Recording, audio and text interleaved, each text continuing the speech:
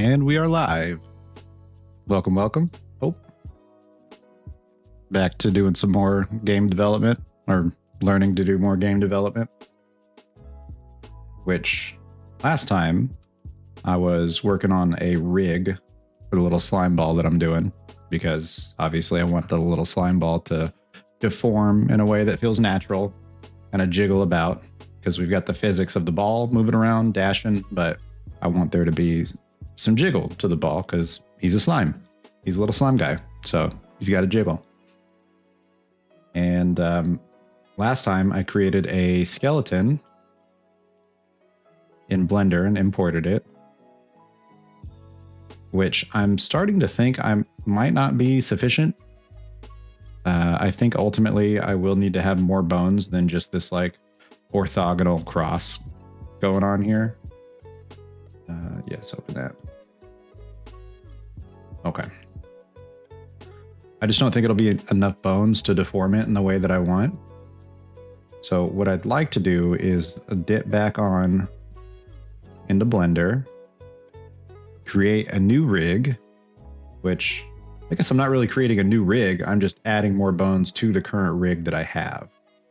So I am thinking I'll need... Yeah, I'm thinking I'll need a bone kind of diagonally going from each one of these corners. So like basically from there, like straight towards where the camera's looking. And then there and there. Same here, here, and here. I think that's going to be best. I'm not sure if that's the better option, or maybe just like having a bone just go straight this way and that way and that way and that way. Maybe both. Maybe. But I do want to at least try to have the diagonal bone set up. See if that looks right. Because ultimately I want an even amount of these little ends. Because previously I set up the whole ball to just be a collision. But I would like, in the physics asset, I would like there to be like a sphere tip at the end, and the collision is essentially it rolling along those multiple sphere tips, and then deforming in a way that allows the ball to like move around and look naturally gelatinous. So to get started on that, first I want to open up my soda here. Love Kroger. Their store brands are amazing. Well, for most things. I hate the Kroger store brand Coca-Cola or cola or whatever it is. It just tastes like Diet Coke. But most of their other sodas are on point. Okay, so I'm going to try to figure out the best way to set up these little diagonal pointing bones so that we have more than just the orthogonal shape here. And I'm wondering if, let's see, was pose mode again? I think it was tab. No, that's object mode. I don't remember how to get to pose mode, but I can go back and forth with tab from the previous mode. Okay, so let's go Shift A. I don't like this little selection option. I don't remember how to change that. W. I just want the normal selection. There we go. Okay.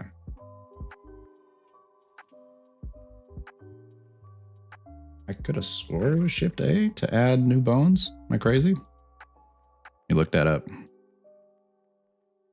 Oh, because I'm in pose mode. That's why. I need to be in edit mode. Can't add new bones in pose mode. I'm just posing. And there, edit. Okay. Shift A. Oh, we've got a visitor. Hang on. Cat cam live. That's a little messed up. Hey, girl. What you doing? You gonna stay, or you thinking about jumping? Leave that on you while you decide.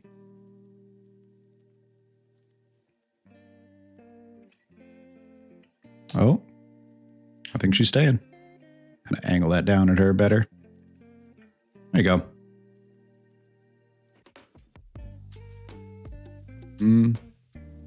Yeah, that's better. Oh, wow. Full leg stretch.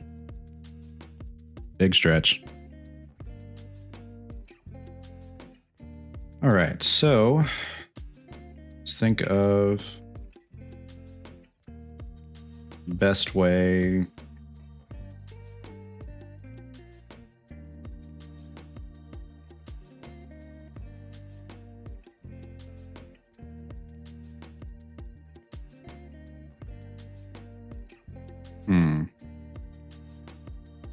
Need the whole bone.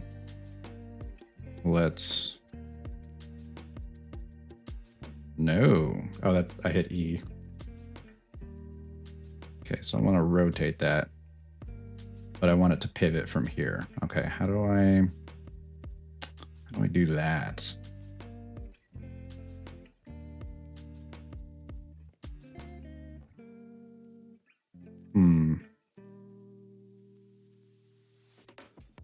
First, let's see if I can actually... No, that's not right. I need it to rotate properly here. Let's see. How do I change the origin of the bone again? Let me look that up.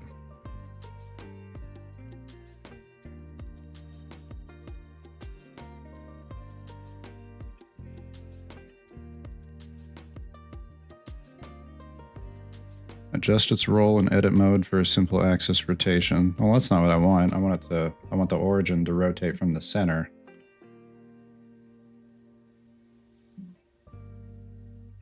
I fear I may need to do some math.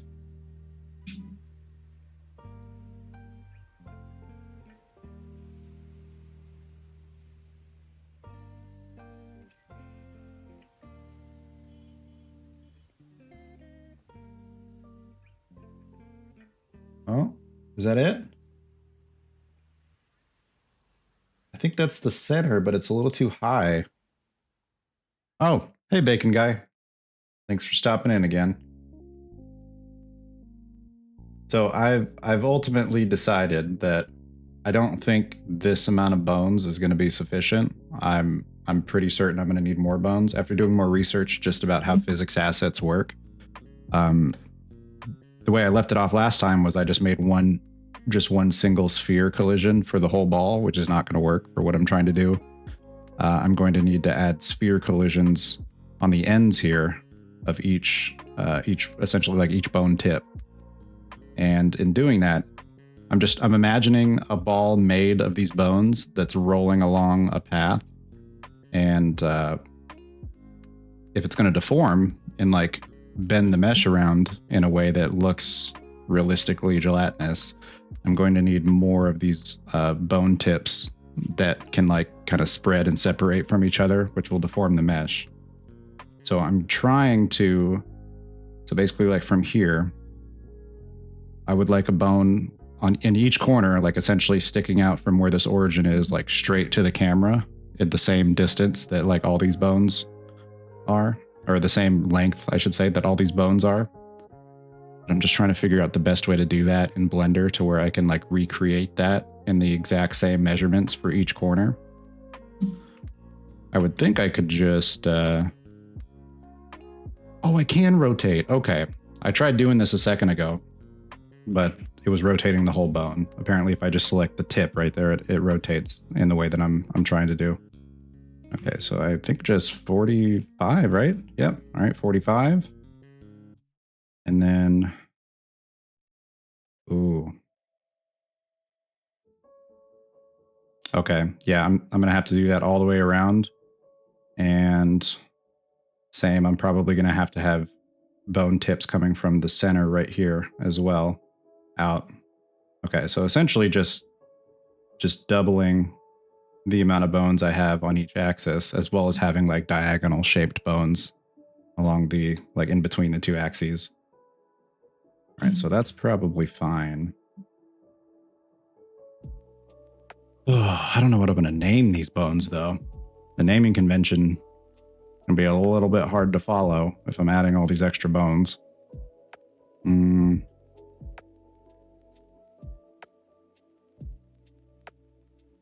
on, which direction is... Okay, so ZX, maybe just ZX positive for this one. Because that's going positive in the Z and the X axis. I'm not sure what I'm gonna do for these. Maybe just add extra axis to the name. Axes, I should say. How you been though, man? How was your week? Sorry, just blabbed on about my plans here.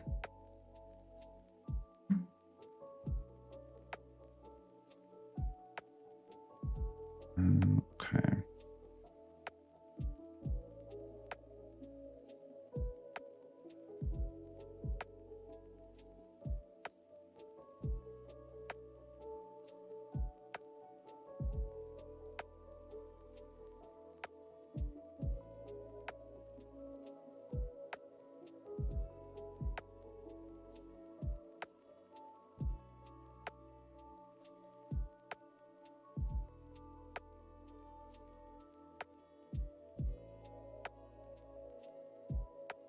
Okay.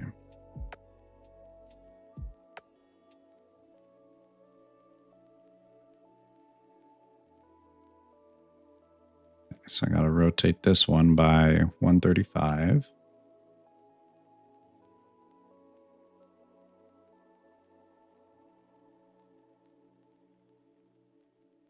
Which one? Which bone is that? Okay, that's the right one.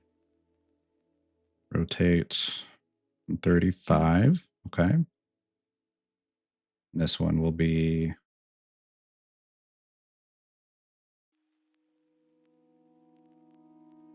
Ooh. Yeah, some of them are going to be on a positive axis and some on a negative axis. So I'll just do Z. I'll just name it Z plus X plus. Yeah, Z plus X plus for that one. This will be Z minus X plus. It makes sense in my head. This feels kind of confusing on the surface, but I think this makes sense in my head. We'll see when I start getting to the more diagonal ones. Z negative X plus. Okay.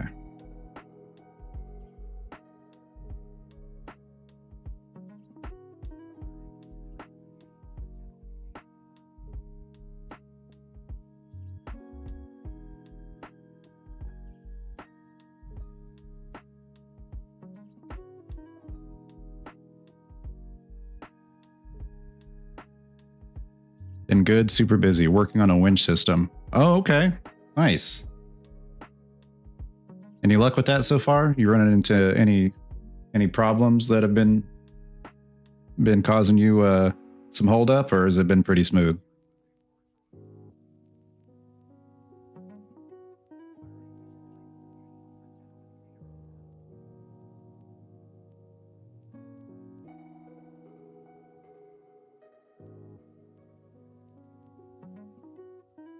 Z positive, X negative. Okay.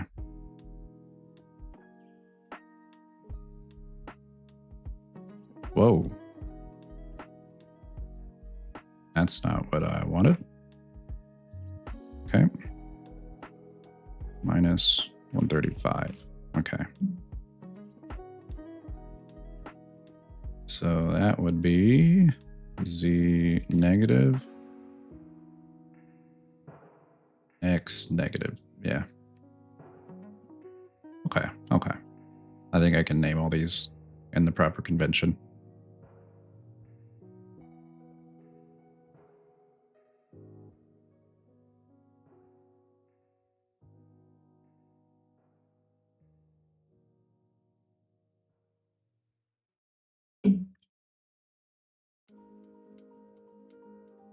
The winch cable line needs to be able to snag on geometry in the world and wrap around it.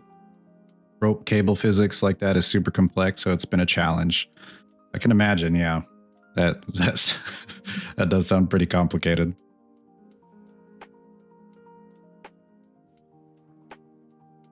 Hopefully you figure it out though. I feel like if anyone can, it's you.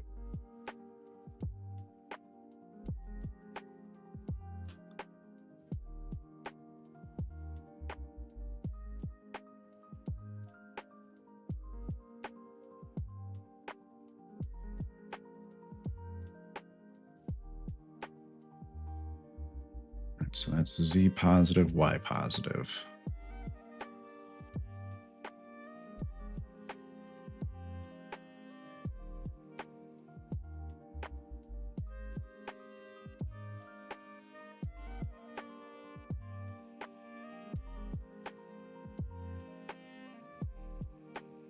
E negative, Y positive. Oh.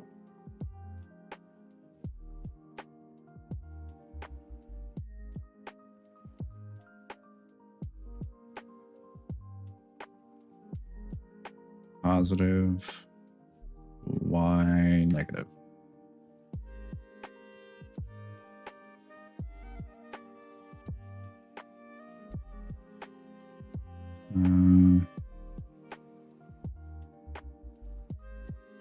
Minus 135. All right. Z negative, Y negative. Okay. Now I basically will just need to do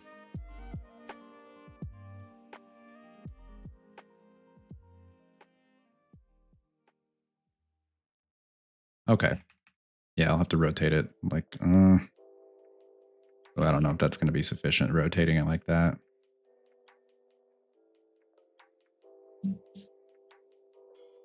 Yeah, I'm going to need to fill in these. It's still just a T cross. I need bones going that way, and that way, and that way. All right.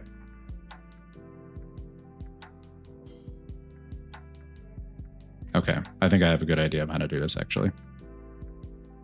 So we'll still do add bone.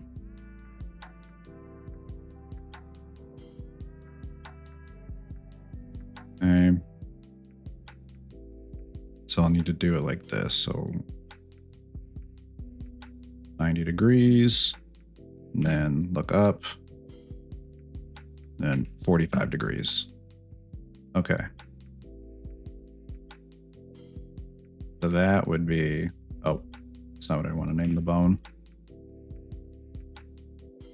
Okay, so that would be X positive, Y negative.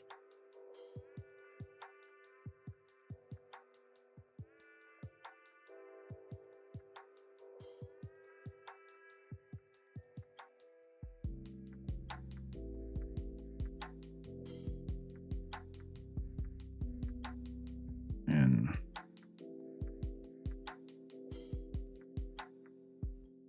no, 90. Okay. Take negative 45. Okay. So that's going to be Y positive, X positive.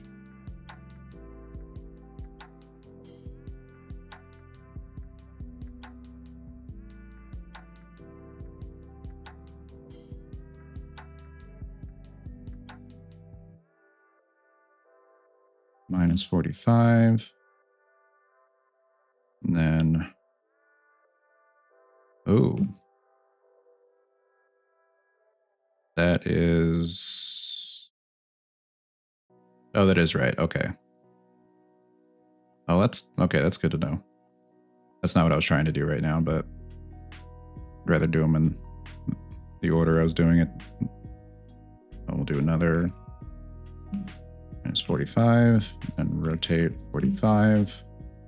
That is Y positive, X negative.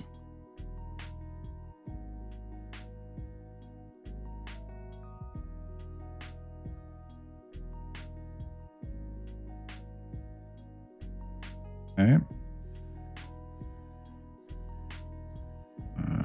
Minus 90, minus 45. Okay. That is y negative, x negative.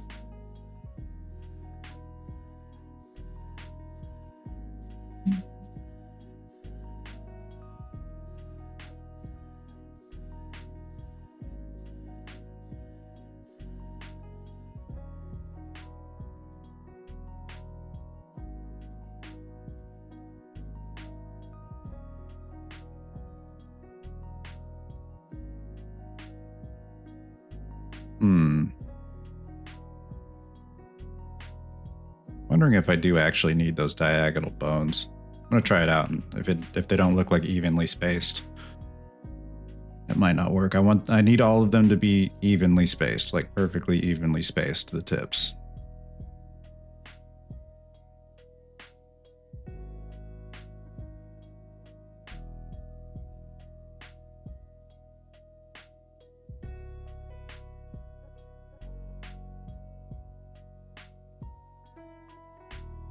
Okay, so that would...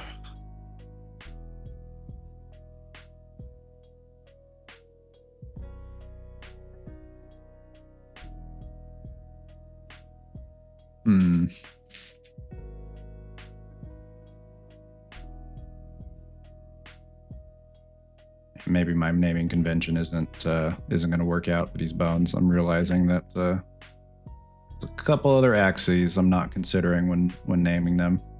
Oh gosh, this is a nightmare. Okay, let's see.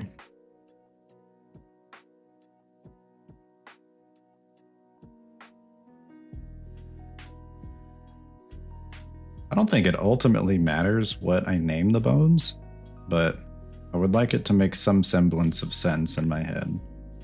This one is, yeah, Z positive, X positive, Z positive, X negative. What about these ones? Well, they are just perfectly along the X axis. Okay, maybe it's okay. I think it still works actually.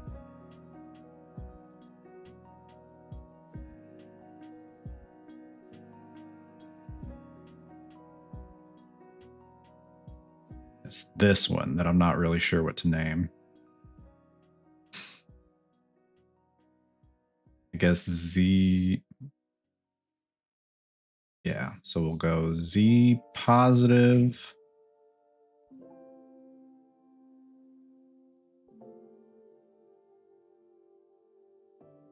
Oh wait, this name is backwards.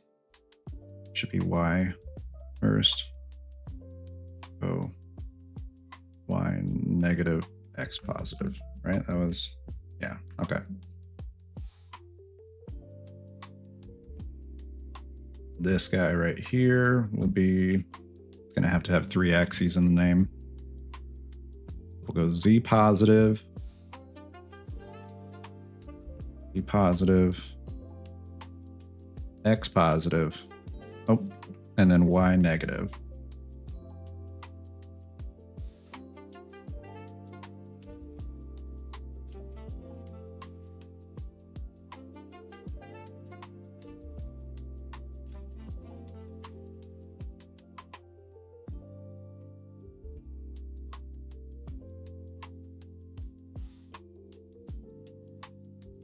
Okay.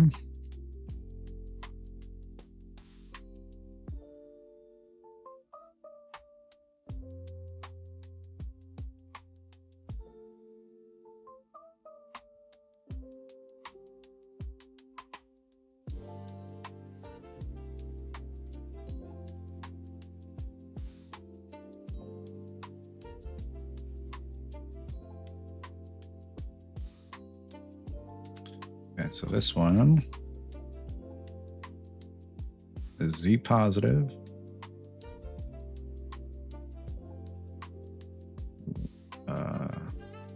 X positive, and Y positive. Okay. Oh, I got the whole order backwards again. I'm trying to go Y first. Okay. Then this one, do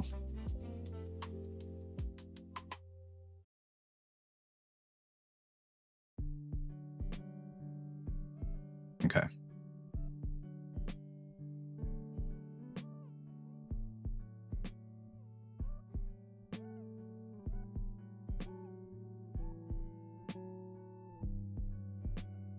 All right.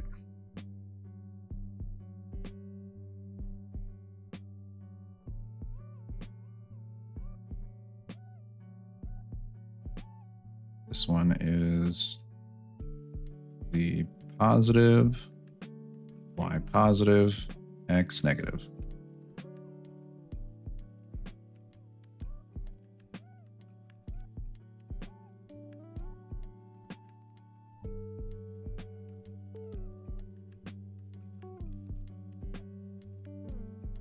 This is Z positive, Y negative, X negative.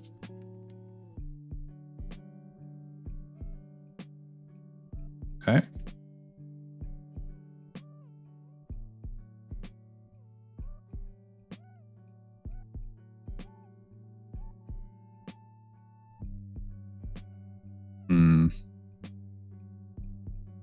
I don't think these are going to all be evenly spaced. These are too close together. These two, or like just along this circle right here of bones.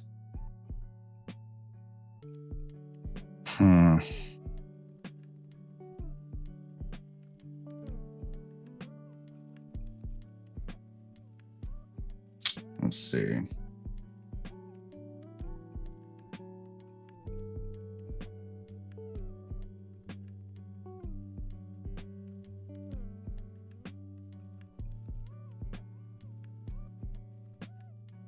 Yeah, the distance between here and here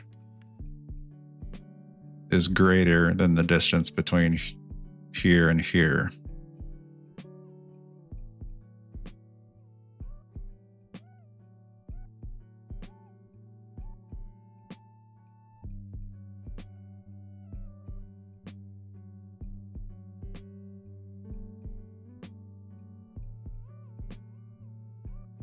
I'm wondering if ultimately it doesn't matter. It either won't really matter or it's going to matter a lot. And I'm a little concerned about the mattering a lot option.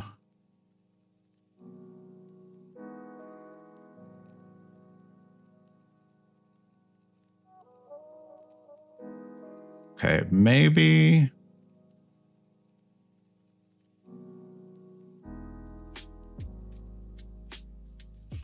I don't need all of these bones. Maybe I could have just kept the orthogonal cross and then just done like the diagonals from here.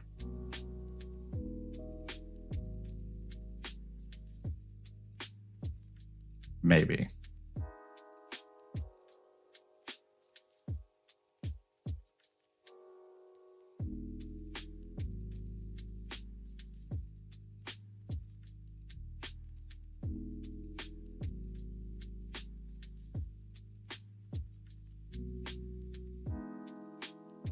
Because yeah, once this starts like rotating, it's gonna like the deformation is gonna start wobbling a little bit in an uneven way, which might work since it is like just a little jelly ball, but it might not look that great.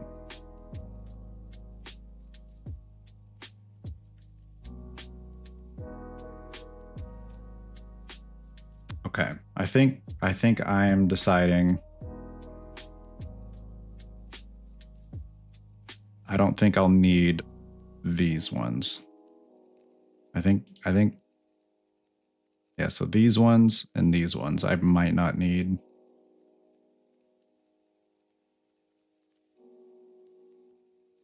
Let's just try that.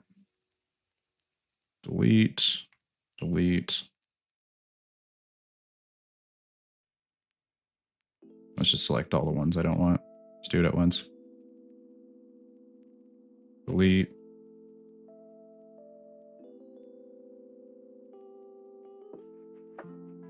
And yeah, this one right here. I don't think I'll need that.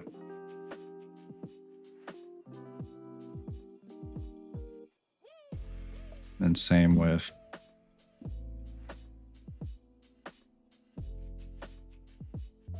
gosh. It's already getting hard to make sense of this shape that I created. Okay, so those are good. Those are good. Those are good. These, okay, so yeah, delete that one. That one and that one. Okay. Oh.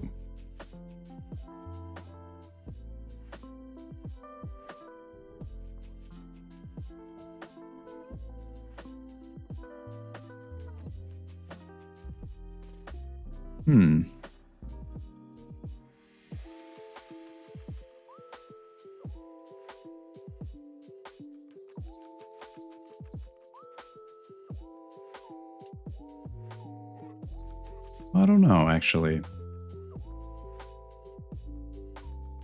Yeah, let's go back to where I was at when I started deleting. Okay.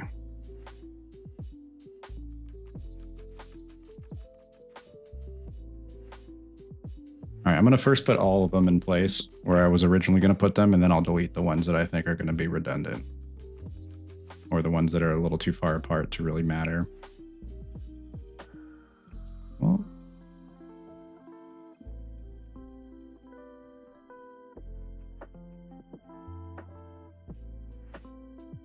okay, I think I might have a better idea of what I'm doing here now. This is really straining the limits of like my brain's ability to process things in 3D space. To be quite honest. Okay. Yeah, I think I was on the right track with deleting these. Delete that.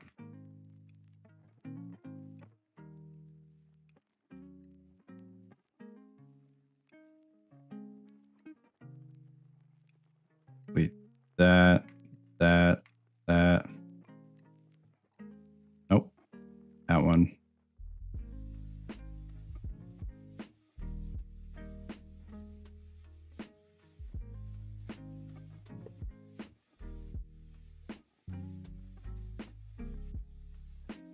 Okay, yeah, these ones as well. Actually, all of these bottom ones I'm not going to need.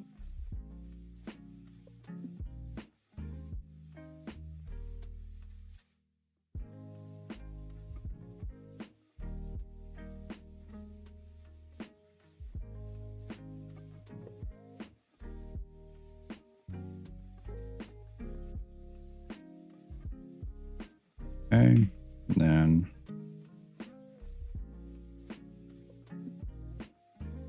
this bone is Z negative, X, Y negative, X positive. Z negative, Y negative, X positive. Okay.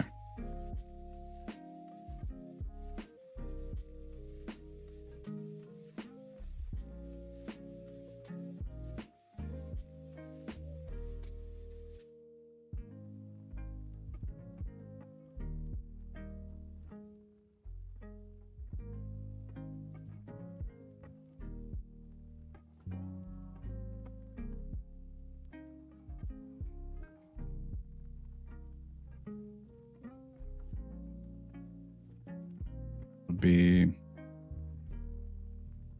Z negative, Y positive, X negative. Okay. I just need these two right here.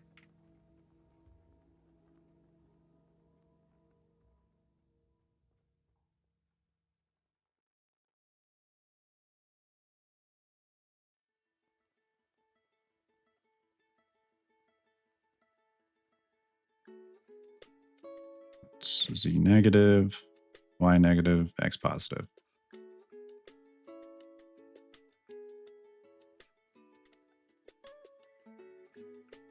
Oh, not that. Do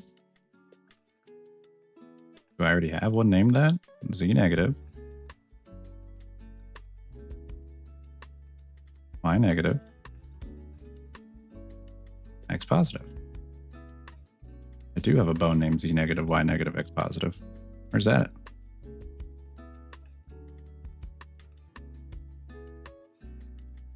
maybe it's already there.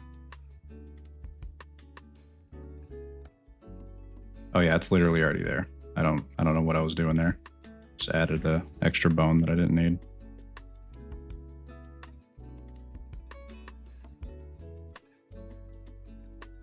Okay. Okay, I see.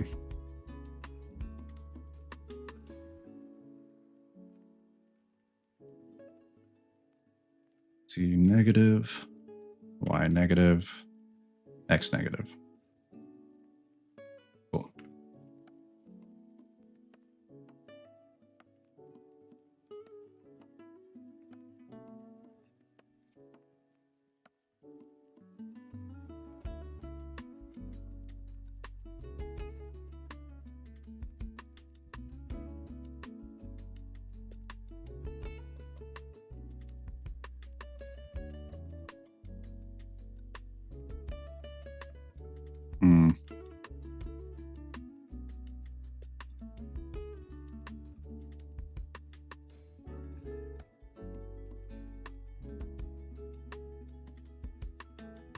They're still not all the right distance, but I'm thinking maybe I'm not going to be able to get them all to be the exact same distance from each other. Or if I can, it's going to be very, very difficult. Or I'm just not that good at math. It's probably the latter. Okay, so that is Z negative, Y positive, X positive.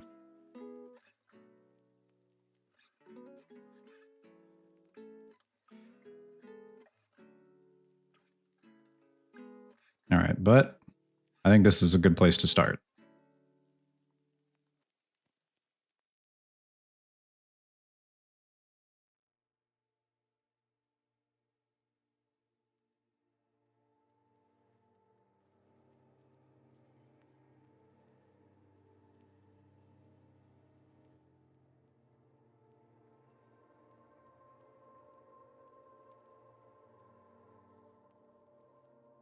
Yeah, it's definitely not all even still.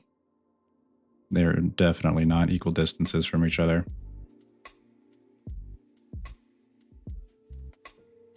Could have swore I could measure the distance somehow. Look that up. Measure distance in Blender.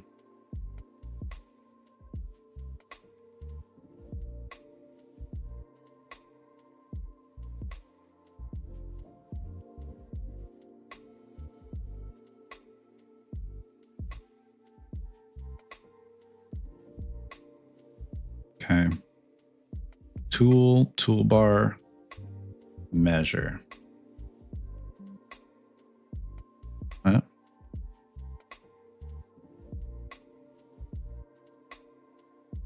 This is the toolbar, no?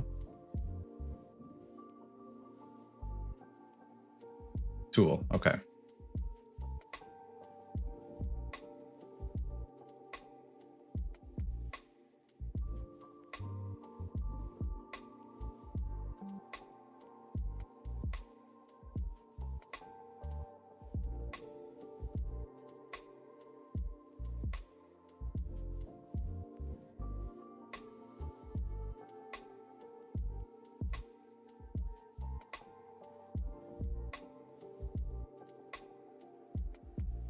Oh, I don't think it's saying use the tool menu. Okay, it's just saying what the tool is. I have to go to toolbar.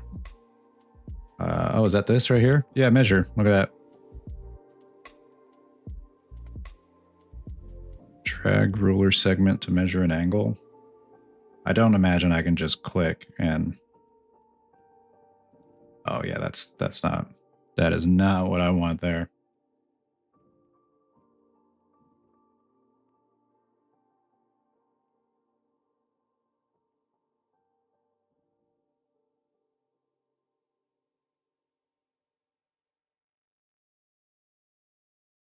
Okay, drag left mouse anywhere for new measurement. Drag ruler segment to measure an angle.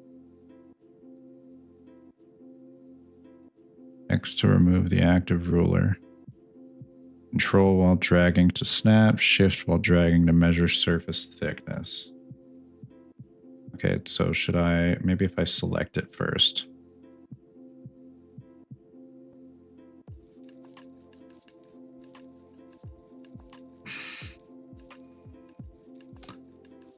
Is it based on the origin? Is that what it is? No, that's pretty offset from the origin.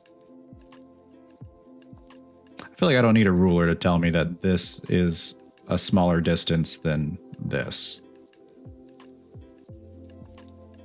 Well, I guess it doesn't really matter if this is a greater distance, if these two are a greater distance, as long as like its closest neighbor is at least like every one of these dots closest neighbor is the same distance from each other. It doesn't, like, that's not its closest neighbor. Obviously, this is its closest neighbor, and same here. So I guess that's really the only thing that matters.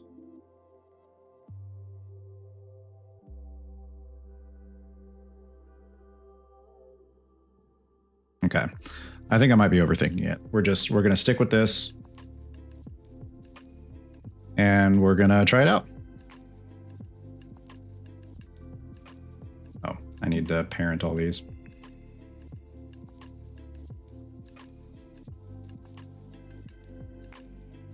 Keep offset. Okay.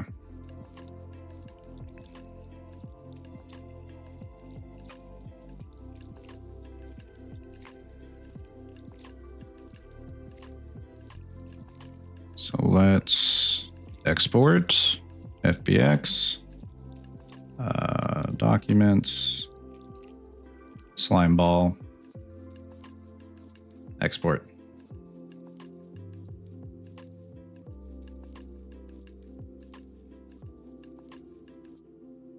Now,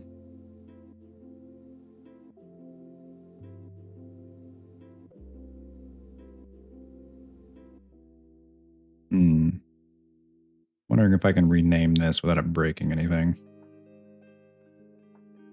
Slime ball old. Yeah.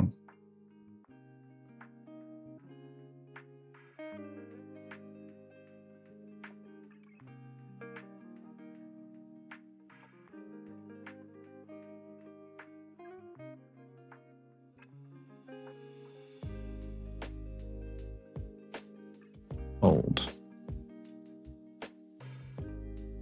I guess the slime ball can, well, no, because that's the whole skeletal mesh. So yeah, that's also got to be old.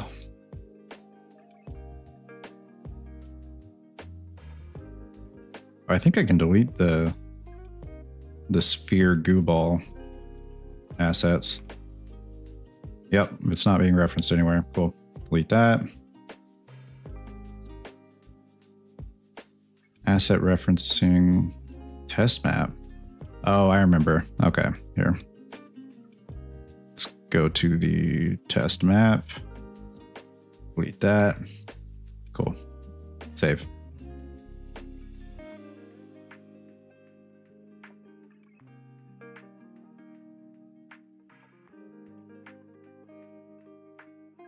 Yes, delete. Okay.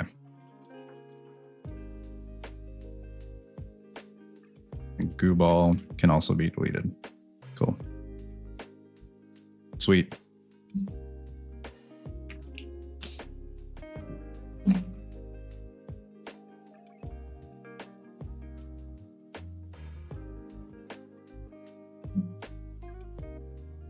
Slime ball. Slime ball.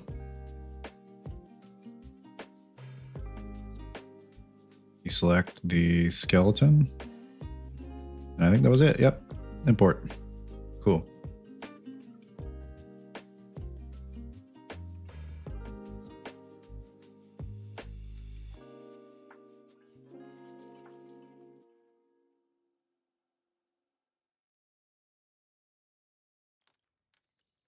Alrighty.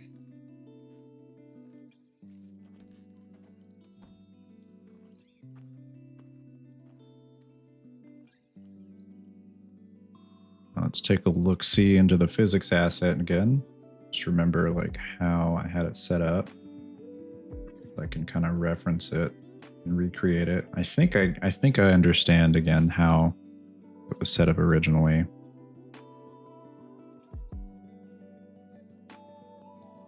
Oh yeah, because I had to show all bones, right? Show all bones. Okay, yeah. Even though they're not being used here.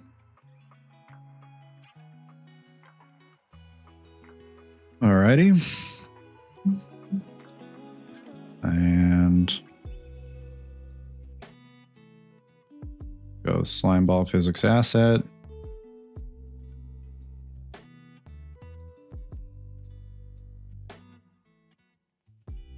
Show bones. Get rid of the root shape. Oh, you know what I didn't do? I did not parent it to the mesh. There's no like weights painted here. I'm gonna have to re-import all that. Which is fine. Not a big deal. Let's close these out.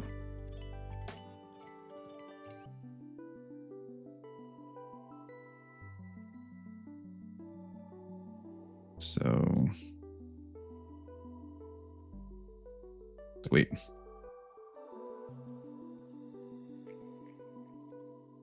Then I'm pretty sure it's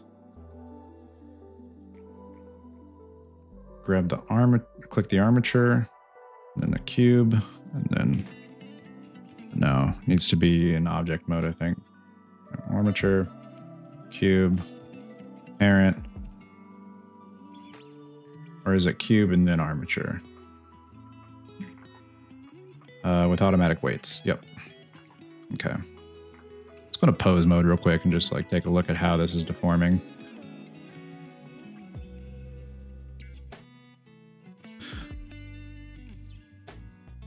I'm wondering if the weights need to overlap at all too. So I'm not sure if the automatic weights have them overlapping. How do we see the weights again?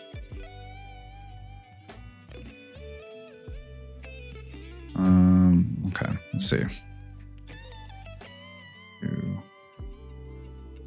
Weights. Weight paint. Yeah, how to view weight paint.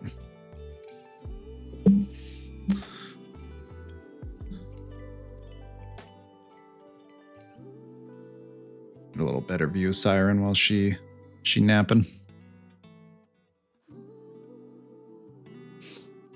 My monitor is all wobbly right now. Push it up against the other one. That's what this camera is attached to, is just the vertical monitor. It's like the side of the vertical monitor, just clipped on there.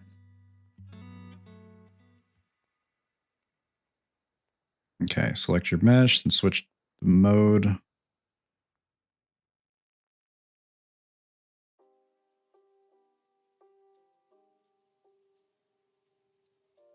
Switch the mode drop down.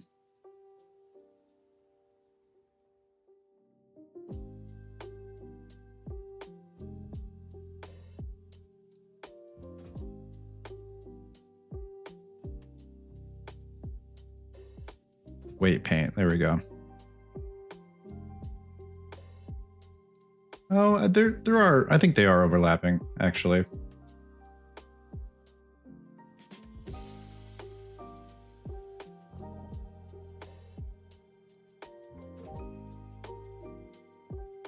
I could have swore it would show me the weights of each bone when I selected the bone cell.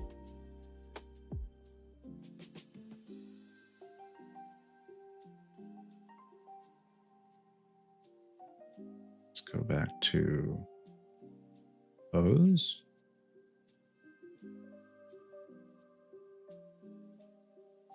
It's not, there's no way, it's just that one. It's painted, right? No. Yeah, look, these are painted.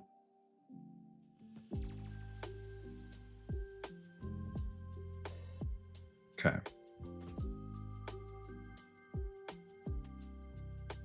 Object mode. We need to select the armature and then go into, no, pose. No, I think I need to select the actual mesh and weight paint. Yeah, I could have sworn that I could select each bone. It would show me the weight for that bone, but it's only showing me the weight for this bone. Figure out how to do that.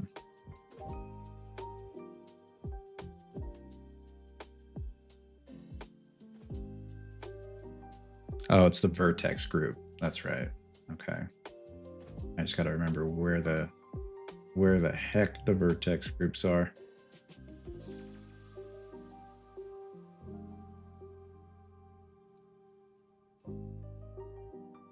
Oh man. Can't see it because my portrait's blocking it. There's always little Steam pop-up notifications when friends are popping up online. And the boys are hopping on Counter-Strike. I've gotten really addicted to Counter-Strike lately. I've never played it until literally last week. My buddy suggested trying it out with him, and now I'm addicted to it.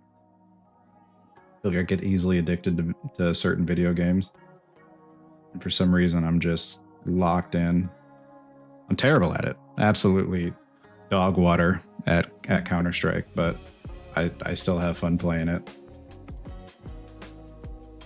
Here we go. Vertex groups. There we go.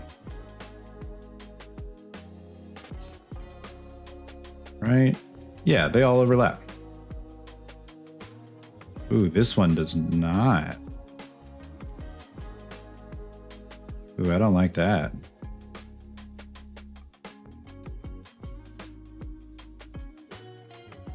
This one does not have as much weight painted onto it as the other bones.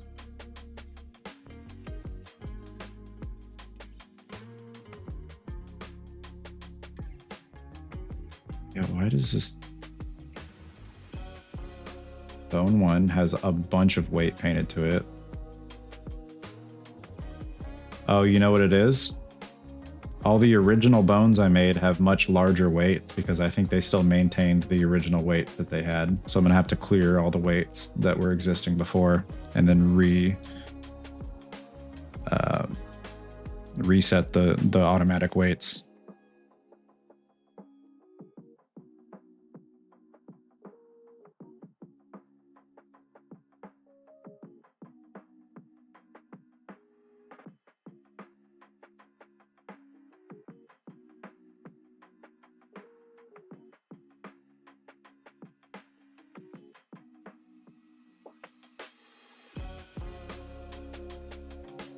This is 9 years ago.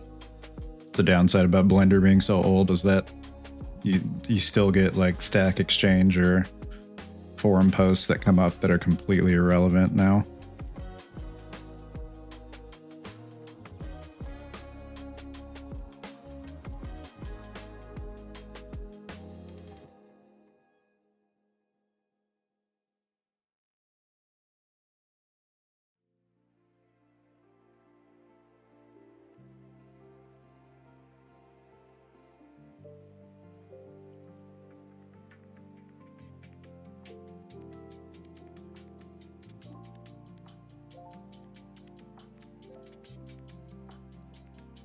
Okay, so it seems like I can just delete all the vertex groups here.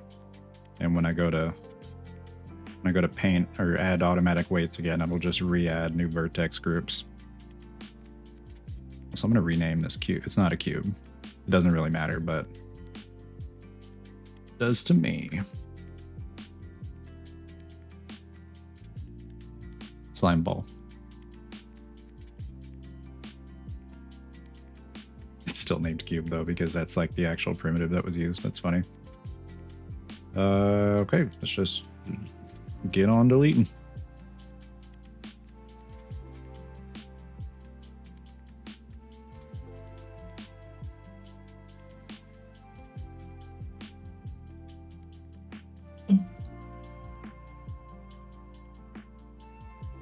And now, be able to hit the armature.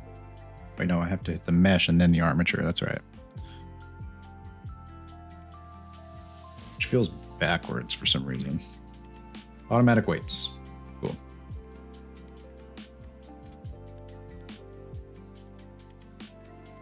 Then slime ball.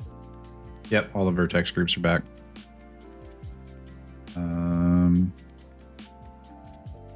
Weight paint.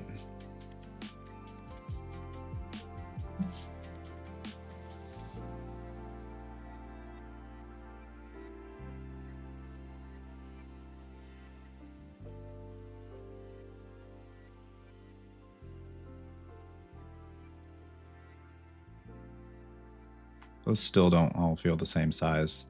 They all just kind of look like random sizes, which is not ideal here. I need all of these to be the exact same size.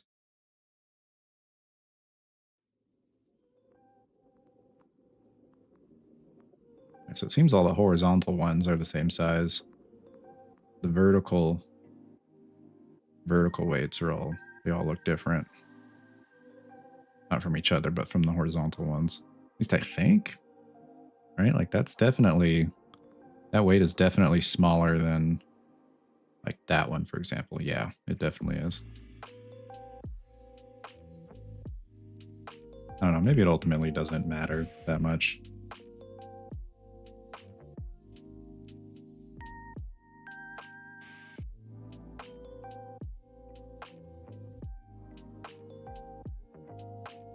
Huh. Okay.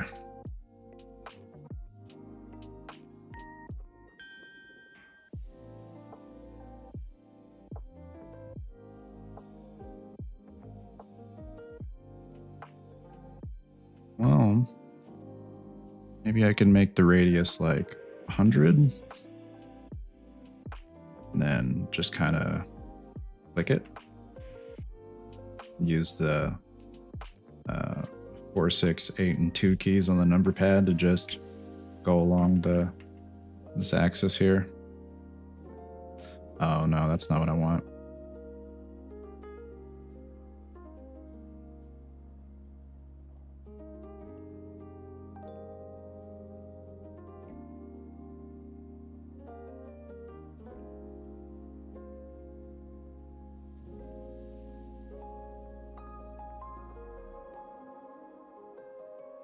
Maybe make it like 50.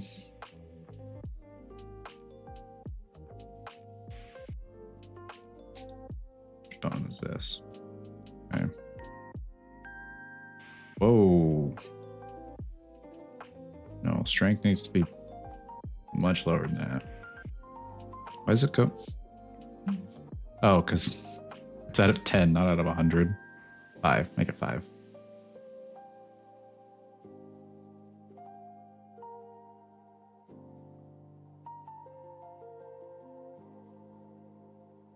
That is still way too big. 2.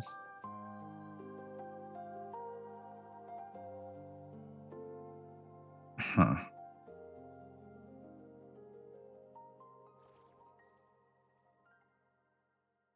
Fall off. Sphere. Oh my gosh.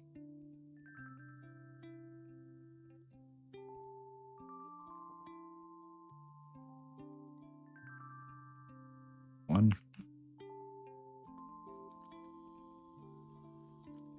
Wait. Why was it at 10 if the strength maximum is 1? Okay.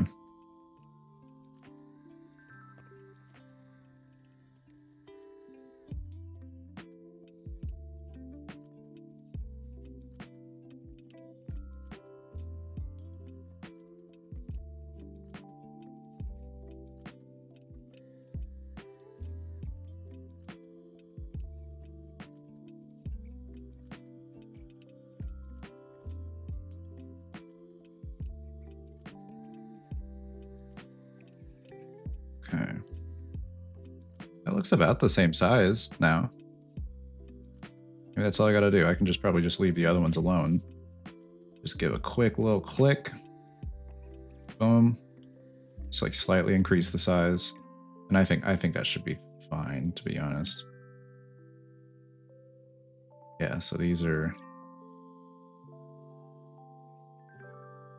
good, I think.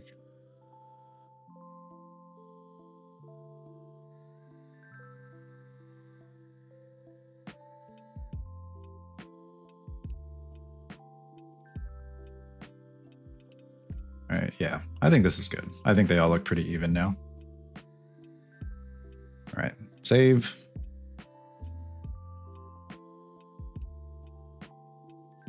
Let's go into pose mode. Just kind of mess around with it. See how it looks when stuff, excuse me, deforms.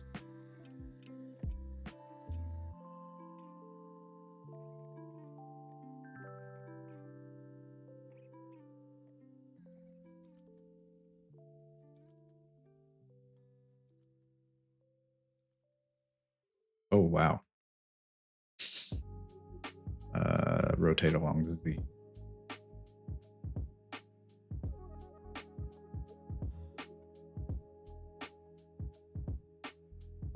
All right. They're all evenly weighted. Got bones going in every direction.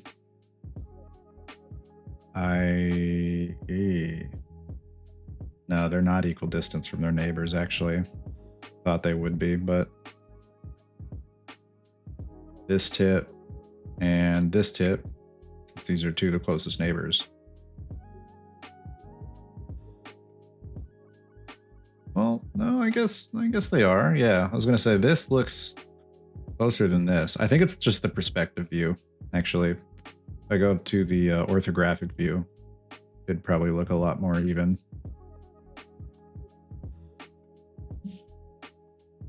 Yeah, I think they are all equal distance from their closest neighbor, actually. Alrighty. Export. FBX.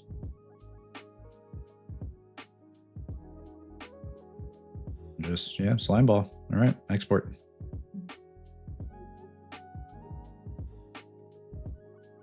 Bring that in. Deselect the skeleton, import. Cool. And the physics assets. Go mesh bones. What's the difference? Yeah, they're all weighted.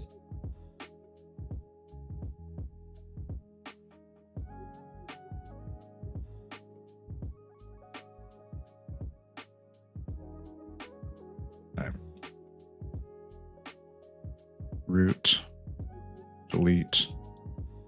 And now I need to go through the process of adding collisions to each one of these tips here, to the ends.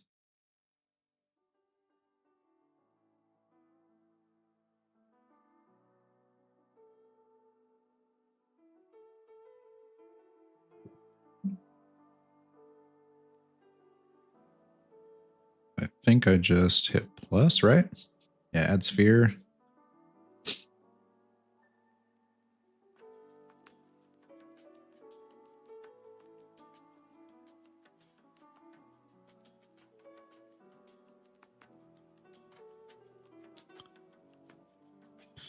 I could have swore that I could see the collision, right? No?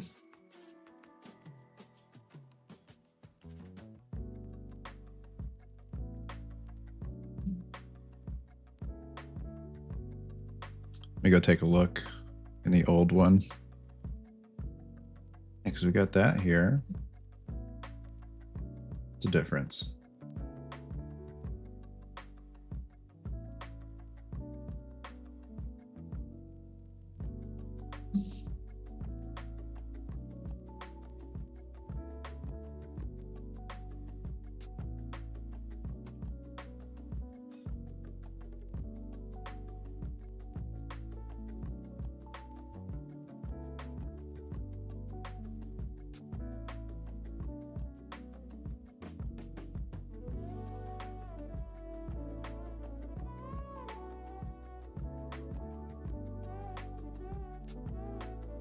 Hmm.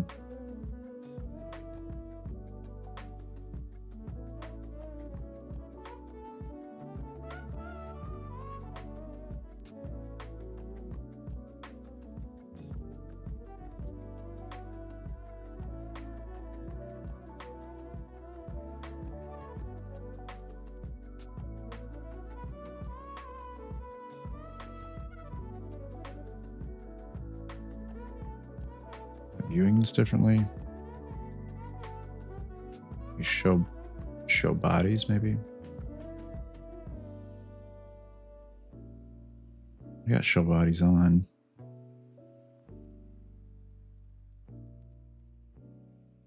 Hey, Bacon Guy, if you're listening, do you remember how to actually see the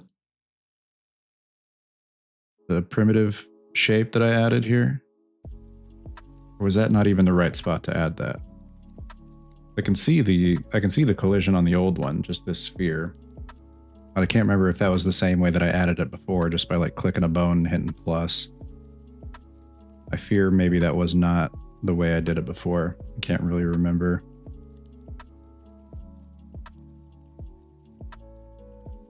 Just poking around to see if anything looks like it's checked differently. Body, root. Yeah, these look like shapes, like primitive shapes.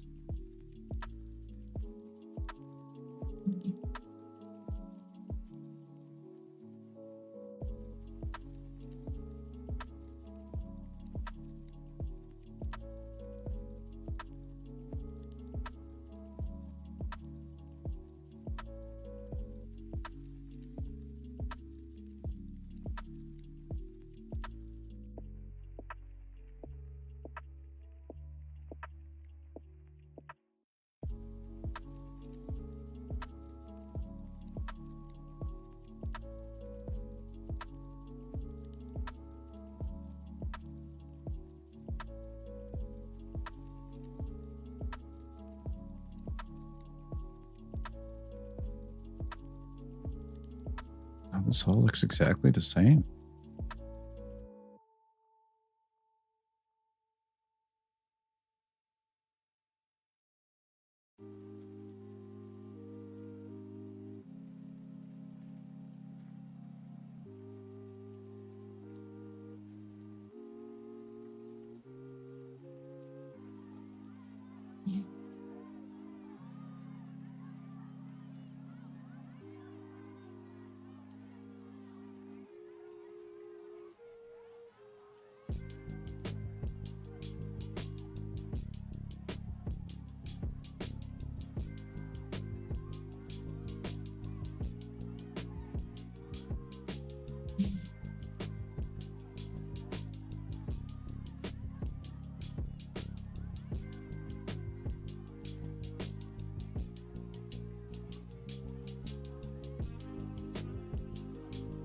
What?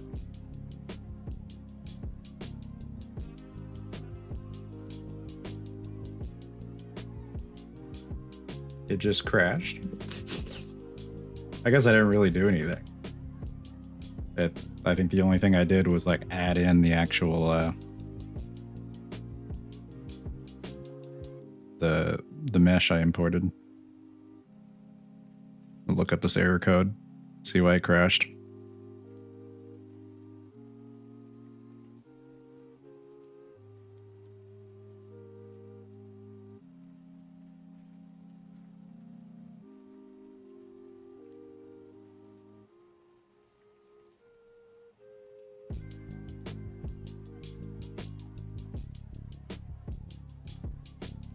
Program is trying to access the memory address X with a bunch of leading zeros,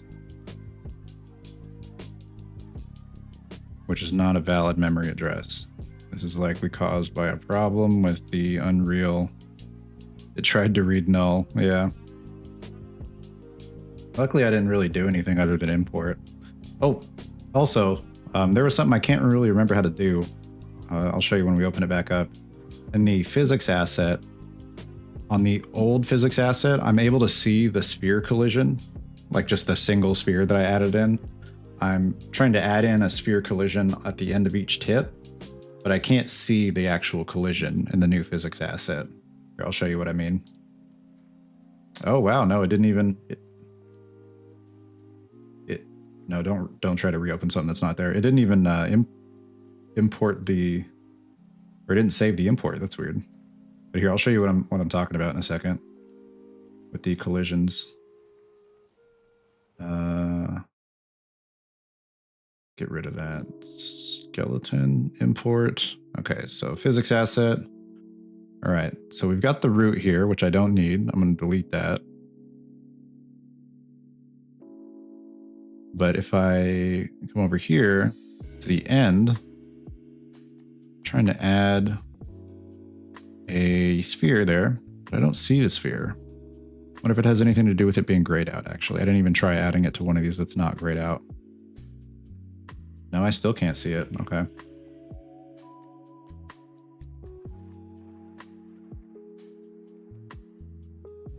Yeah, I can't. I'm not sure why I can't see the actual collision. Try adding it to the root like I did before. Yeah, I don't see it there either. Okay. So in the previous physics asset, I'm able to see this collision here. There's like a preview, this blue preview of the collision. But in this one here, I am not able to see it. If you know why, I would appreciate click the settings cog and show primitives. Show primitives.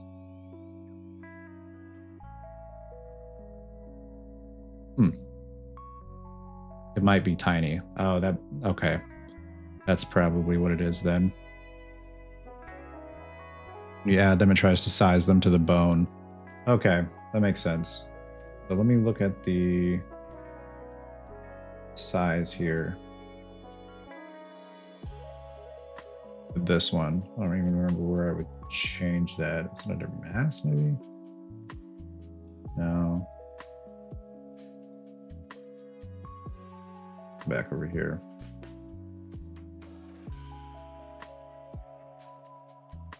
Pull that all the way down. Oh, wait, no, minimum bone size. Okay, that's not. I just saw the word size. My lizard brain was like, that's gotta be it. Body setup, primitives. Okay. Maybe that's under here. Body setup. Okay.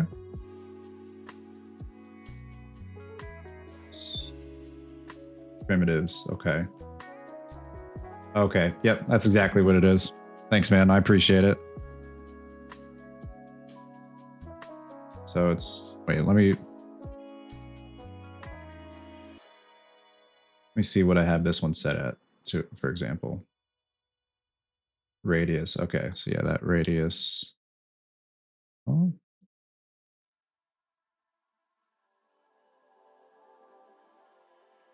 This is at zeros. This is at negative. What's going on here?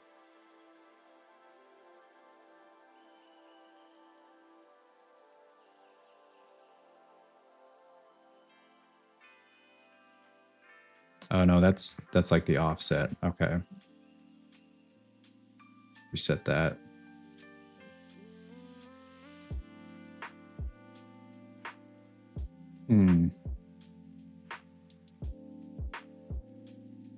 Let's come over here. Show all bones. I'm going to try adding another one here as well. Add sphere. Yeah, I can see the sphere there. I think that's what I'm seeing. Oh no, I'm not seeing it now. Maybe that wasn't even how I added the collision before.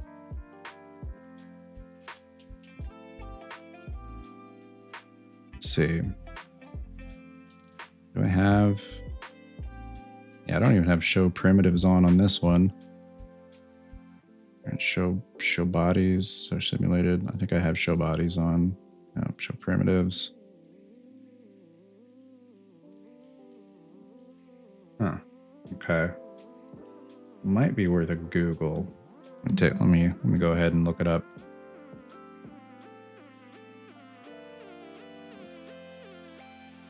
Let's see. Collision.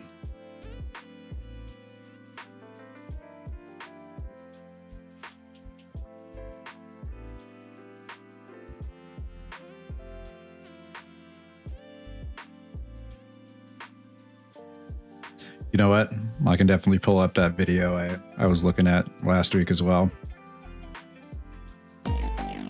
Ryan Laley. Hello everyone and welcome to this tutorial about physics assets. Now physics assets are going to be... I think this is where he deletes these. These two spheres are, two capsules are no good to us. So we can just delete these. and I can select it and push delete like that. So now we've got something with no collision on it, and I can show that if I go back into the game. So in this case, we've got an actual animation and actual rig on this door. So let's set up our shapes on these bones. So I'm going to go to the root here, and I'm going to put on the root because I want to do the frame of the door in the physics asset. So with the root here, I'm going to right click on the root, go to add shape, and I'm going to choose what shape. That's how I did it. Okay. Yeah, I didn't hit the plus. It was the add shape. Is that a FPS counter in the corner? Hang on. Let's pull open the AMD overlay here. Get that turned off. Oh, just crash on me or what?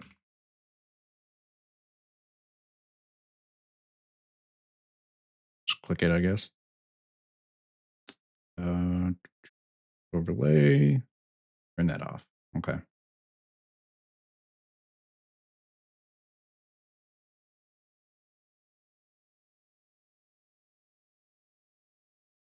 So delete that.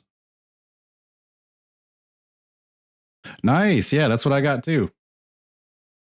7900 XTX. What brand did you get? I've got an XFX brand. Let me pull it up over here. Forgot where to even show all of that. Yeah, 7900 XTX. Sapphire Pulse. Okay, nice. Hey, you got to let me know how you like it. I did have an issue with mine. Like, I don't remember, maybe it was like a year or so after I got it. There was an issue that it came up when I moved it all into a new system because I upgraded from AM4 to AM5. And previously I had my 7900 XTX plugged into my AM4 system. I unplugged it, set it down. I made sure I was like destaticked and everything. And I built the whole like motherboard, RAM, CPU, cooler, all that fun stuff. Put it in my old case. I plugged in the old GPU. Nothing. No signal. Nothing came up. Nothing at all. And I to this day I don't know what happened. Even the guy on the phone, the support guy on the phone, just had no idea. He was like, "That doesn't sound right. Sounds like you did all the right tests." And yeah, it's defective, not working. So I RMA'd it, which was like 3 weeks that I was without it. But luckily, I have my old 1070 in that closet back there. That closet behind me is just full of like old computer parts. I had my old 1070. I was luckily, what was I playing at the time? I was playing a lot of Deadlock, which if you set Deadlock on the lowest settings, it runs perfectly fine on a 1070. So I didn't really interrupt my gaming much. Then a new one came in the mail, good as new. So I basically got a brand new one a year after for the cost of my old one getting destroyed or just bugging out or whatever. I think it might have been static or something. They never told me what the actual problem was because they said they'd either repair it or replace it, and they ended up replacing it. So it had to be something that happened when I took it out and then put it back into the new system. But to this day, I don't know exactly what it was that caused that defect or that issue. Hopefully, you don't experience anything similar with your Sapphire. I'm assuming it just had something to do with the specific XFX model that I have. So I'm going to try not to have to rebuild my system anytime soon. And I built this system currently so that I will hopefully not have to upgrade for the next, I don't know, maybe 5 or so years. Fingers crossed. I make it through the storm of like the high RAM prices and high GPU prices. I don't know if that bubble's going to pop anytime soon, but that's what you did. Yeah, good call. You definitely do not want to have to buy or upgrade new parts for the next until probably like 2028, if I had to guess. Maybe I don't think it'll be all the way to 2029 before supply catches up again. We just got to wait for other manufacturers or companies to fill in the hole in the market that Crucial, Nvidia have left. I think there was one other RAM brand that also said they were exiting consumer marketing, which is also hilarious because the RAM that I put in my system is Crucial RAM.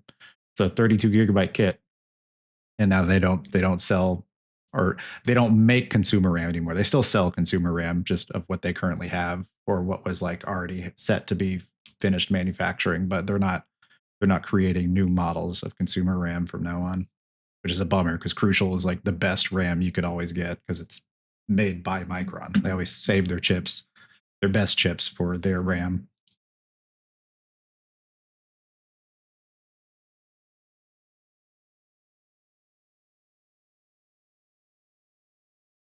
But yeah, the VRAM makes a big difference. Unreal starts up like that. It's pretty dang quick. Not really, but like maybe 20 seconds it takes for my Unreal projects to open at maximum. If it's like an empty project, it'll open in just probably like 5 seconds. I built this system December 2022 with whatever top end stuff I could get at that time. So I'm running a 7950X CPU for game dev. That's pretty much the same CPU I have. I just have the X3D version. I have the 7950X3D. So we're essentially like on the same exact level of CPU. So it sounds like you got a pretty beefy computer as well. We both sourced our computers straight from NASA.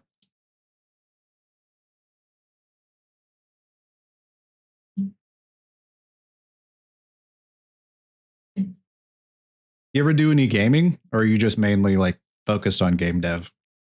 I do a lot of both.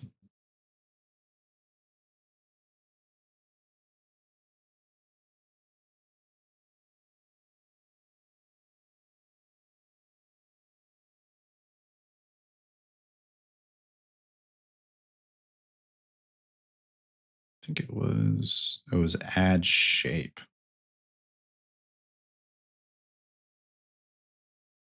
No, that's right. It was different. It was a different option now. I think it was in create bodies / constraints. Okay.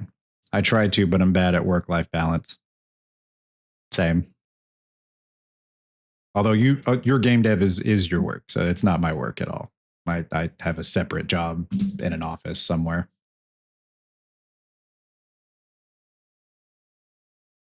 So this is just what I can get in when I get home. Be nice to one day like have any of this be like my professional career, but a long ways off before that ever happens. Long, long ways.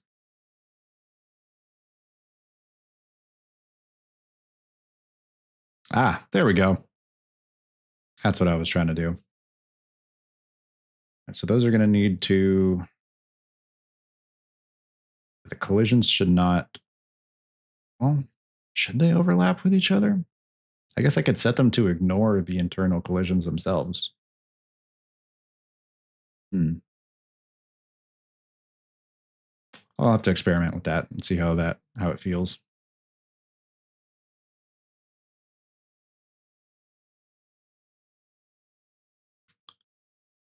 Okay. Sphere. All right. Yeah, just keep adding spheres to the ends. Sphere.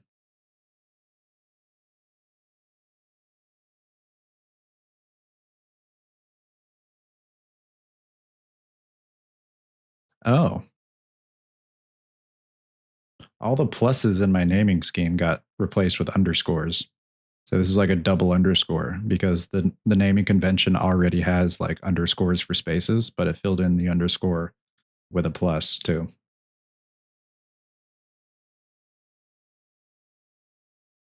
Just have to keep that in mind.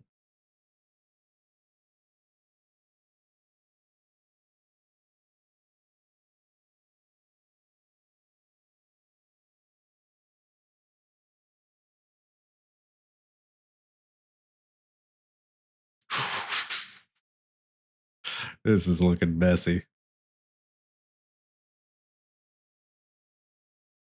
But ultimately, this isn't going to be what the collision looks like. I am going to end up having to shrink these spheres down a little bit.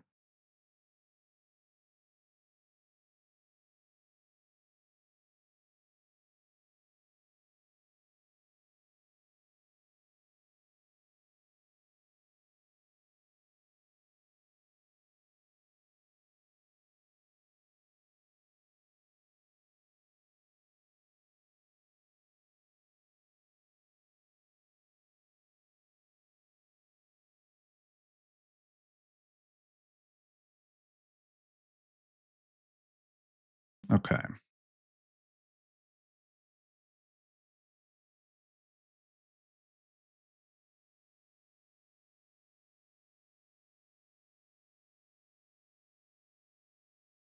Wait a second.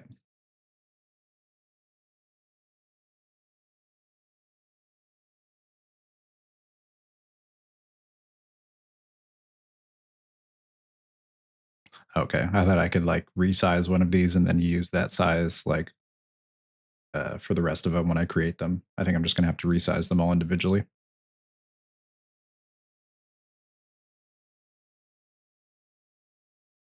For some reason, it doesn't like when I try to drag the number here. I'd have to just type it.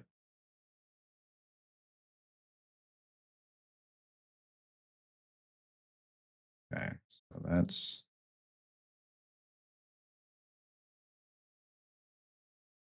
need to do +1. Oh, whoa, that's a little too far. All right, 0.2.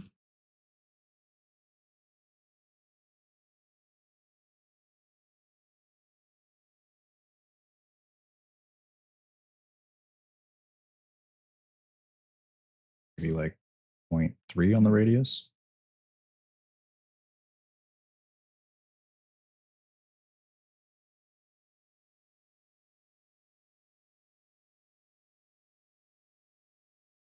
Hmm.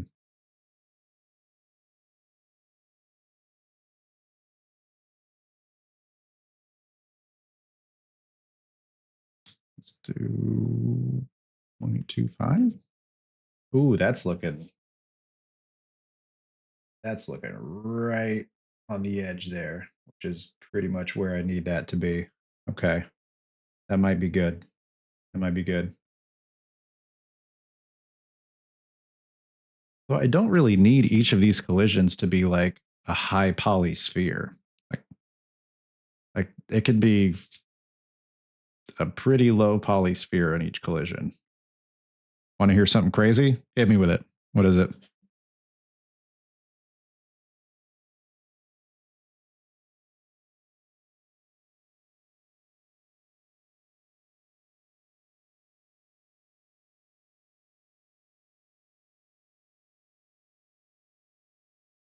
-2. Oh, that's nope.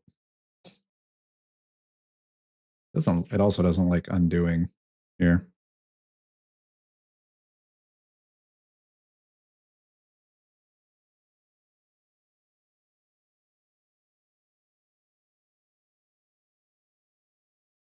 Hmm. Are we there yet? Uses my vehicle system. And Dead Mouse's game studio learned that and is now using it for a game that they're deving right now. Really? That's incredible. Wow, that's got to feel great. Congratulations, man. Yeah, me and my buddies have played RV there yet for maybe like 6 or so hours. It's not that long of a game. We haven't beaten it yet, but that's incredible. Congratulations. I didn't even know Dead Mouse has a game studio. Have they announced like what kind of game that they're making? Oh, wait, I already have a window open right here.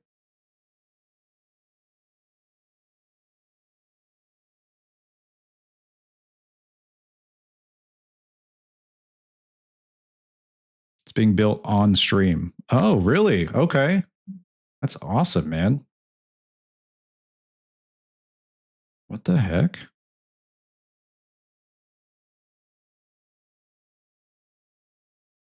What kind of game is it? Is it like a vehicle based game, or is it a game that just happens to have vehicles in it that is using your system?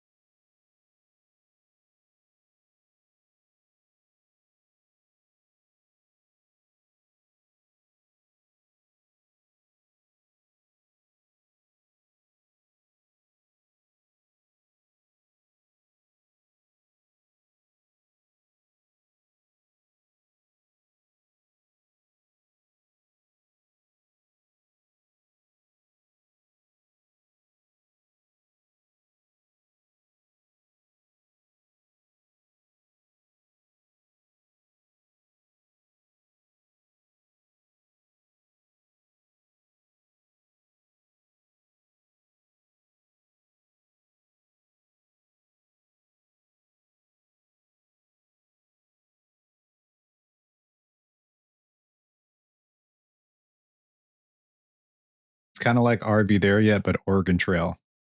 It's a neat idea for a game. Interesting. Yeah, I had no idea that he had a game studio, that he knew how to make games. Wait, is he making the game or is he like on stream with people he's hired to make the games? They're using it for the wagons. That's incredible, man. Yeah, congratulations.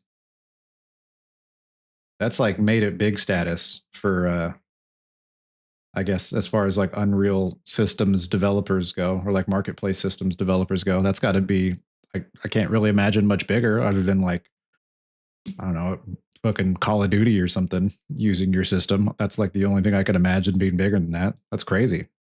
Even then, RB There Yet has had way more players than Call of Duty. The most recent Call of Duty as well. Like, I don't even think the most recent Call of Duty ever hit the same numbers that RB There Yet did at its peak. So I'd argue that's bigger. That's an even bigger feat. So congratulations, man. RB There Yet won a Steam Award too. Yeah, I saw that. Man, that's awesome. December has been crazy. I'd imagine, man. So were you I guess not all devs would like feature the assets they bought in the credits. I've played games before. I think it's usually like independent games where they list like all of the assets and the creators that they bought and who created those assets in the credits. But I don't think every game's going to do that. I don't even know if RV There Yet has credits. I've not gotten to the end to figure that out. But my opinion, I'd say you would deserve to be in those credits there. That's awesome, man. They did list it in the credits. Man, that's incredible. Congratulations. Like, I don't even know what to say aside from just like, congratulations, dude. That's awesome. That's really awesome.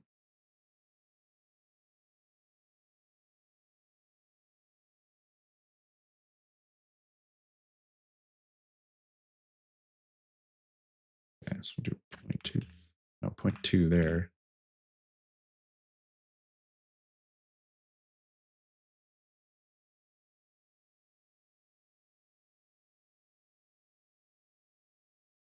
Have you, so when that game came out, RV There Yet, did you get any noticeable increase in purchases for that system?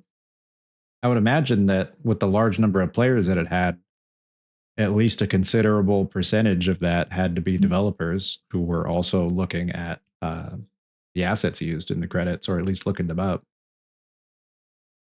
If that's the case, I would hope that you would have gotten some type of like noticeable increase in sales when that happened.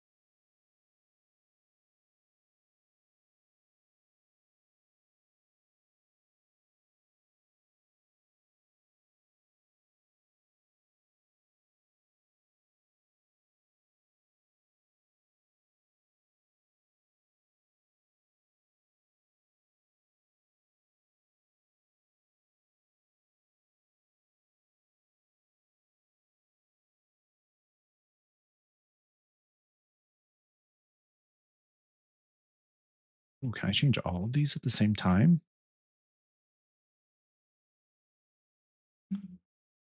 Yep, I can. It's incredible. Now I just have to move them in.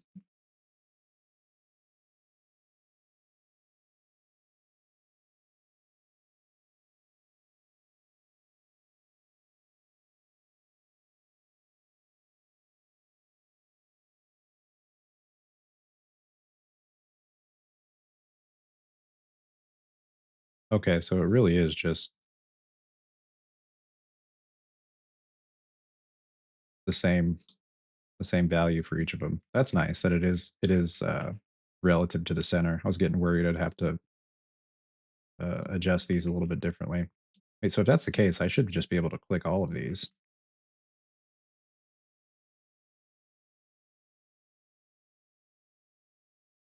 and 0.2.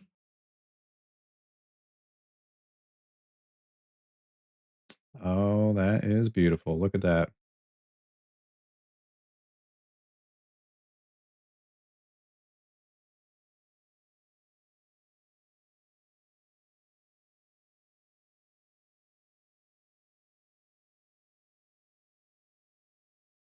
Purchases didn't change much, but it's already pretty well known. Okay. Yeah, man, that's incredible. Very happy for you. That's definitely the make it big moment that I'm sure a lot of people in your position are hoping for. So you're there, man. It's only up.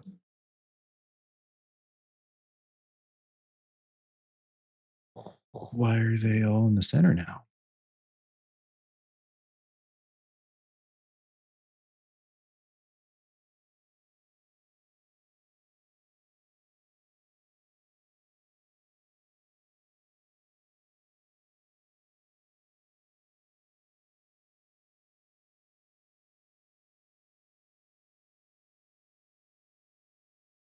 Hmm.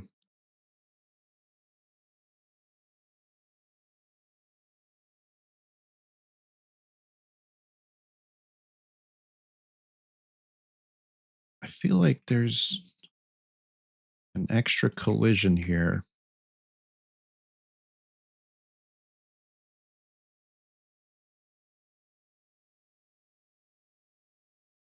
Because when I simulate it, they all just snap to the center. Although it seems like the sphere still has its like own collision going on.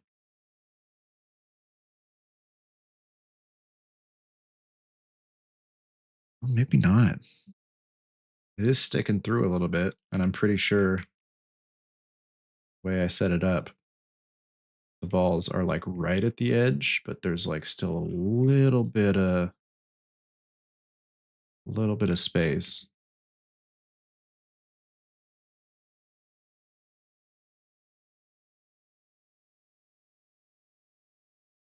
Does that root bone have a scale other than one? Unreal does not like root bone scaling. Let's see. Um,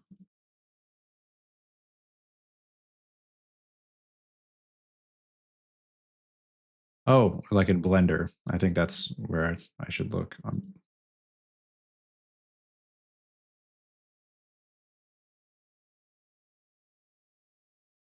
Uh,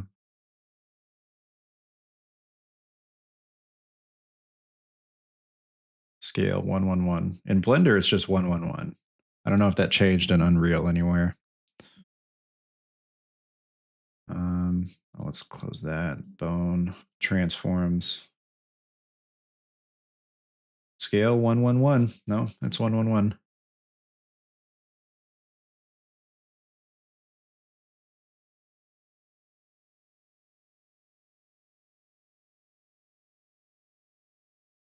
I feel like the mesh itself still has a collision on it that's separate from the physics asset.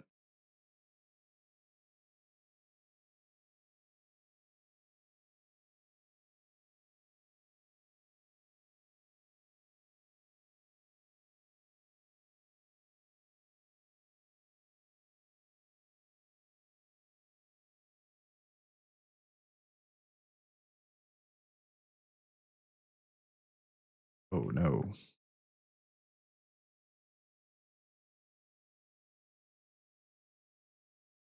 Yeah, it does not like undoing or redoing. None of these changes get saved into the undo history when you're working with physics assets, it looks like.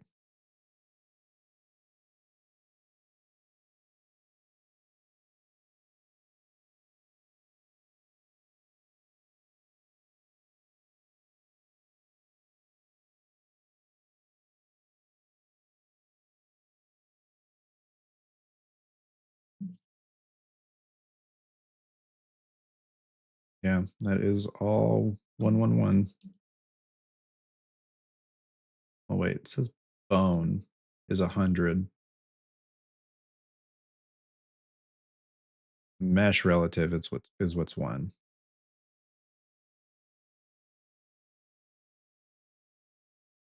wonder if I need to change the transform in Blender to 0.1 on the scale. Yeah, it is 100 times increase. I forgot about that. Because I'm pretty sure Unreal uses centimeters and Blender uses meters.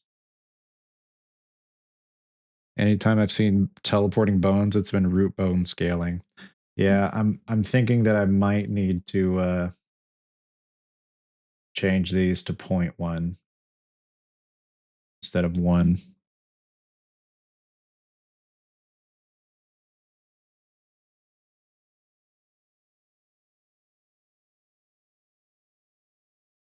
Oh boy.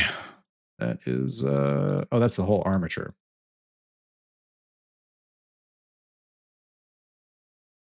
I still feel like that's the problem.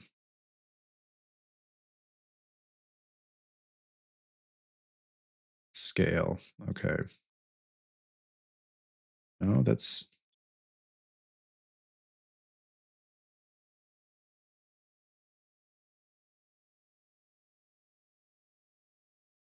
okay. I do fear that's going to be my problem here. I wish I could resize it in Unreal itself. I might need to go back and I'll need to redo all these little spheres here. Okay. I guess I didn't really, it's not like I really thought this was going to be the final version of the collision here anyway. It's probably going to be a lot of trial and error be had. What the was that?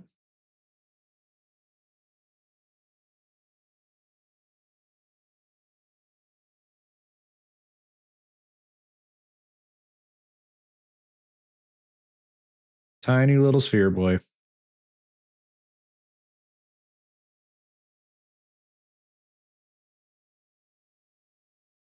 Although I don't think I need to do it like that. I think I can set the scaling relativity in the export.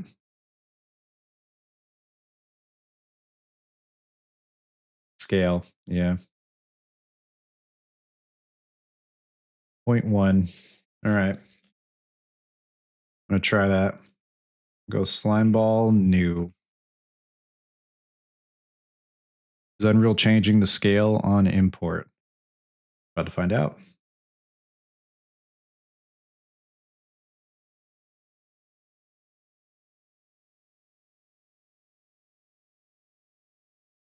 Slime ball new. Okay.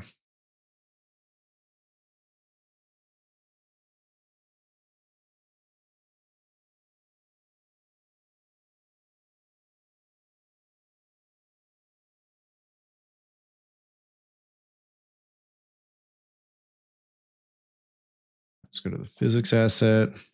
Delete the root. Show all bones. Can I just do it like this?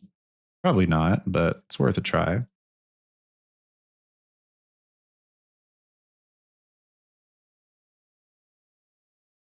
Sphere. I can. Look at that. All right. They are all teleporting to the center again.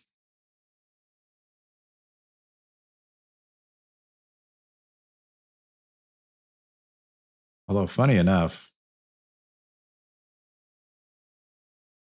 the sphere isn't actually falling this time.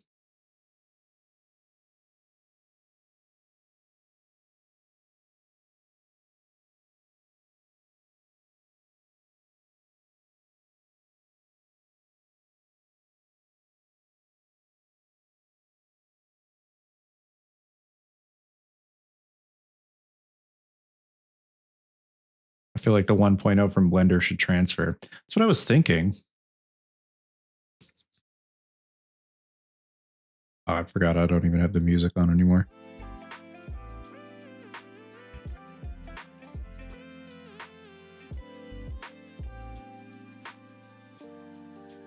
Let's see here.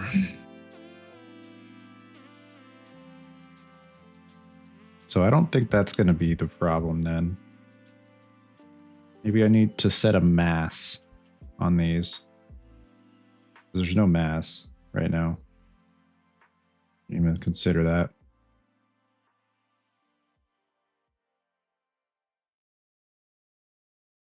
Also, I probably don't need to have show primitives on anymore. Just kind of taking up extra space there vertically. Oh my gosh. Can't click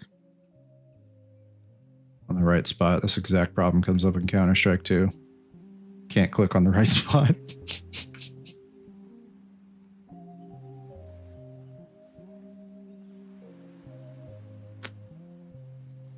What was the mass on this? That was 100. These are all 100. Okay, so let's put those down to like, how many bones are there?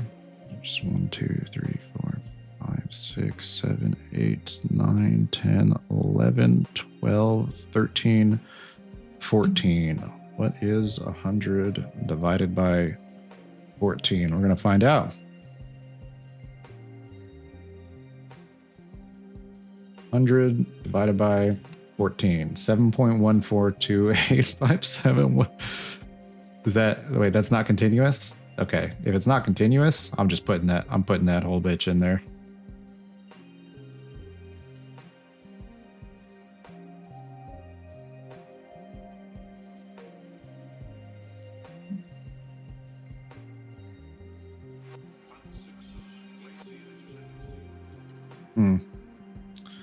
Yeah, it is still not wanting to comply.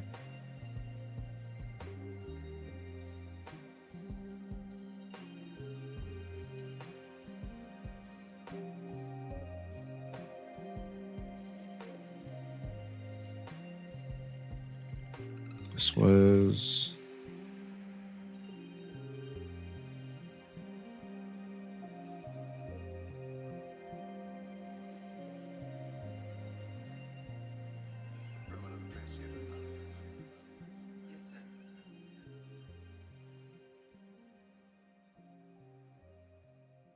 Oh gosh. Did I change the transform again?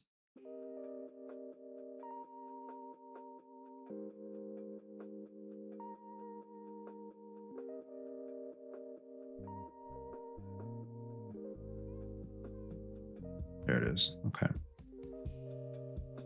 0.2 and then 2.5.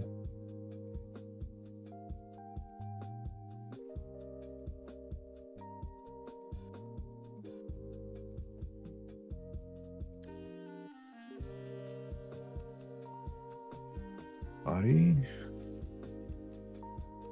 So 0.2.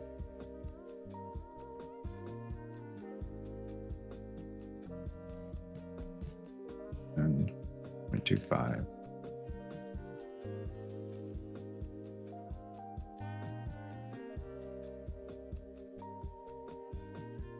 Okay, so it falls now.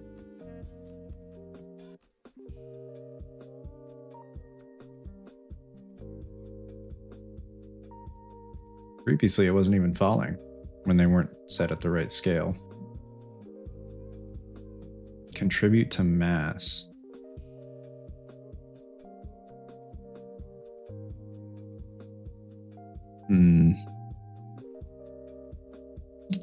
I'm gonna look it up.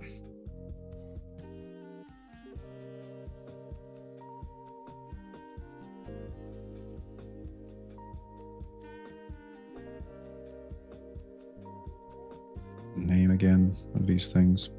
I think it's just body, right? Yeah, body. Okay.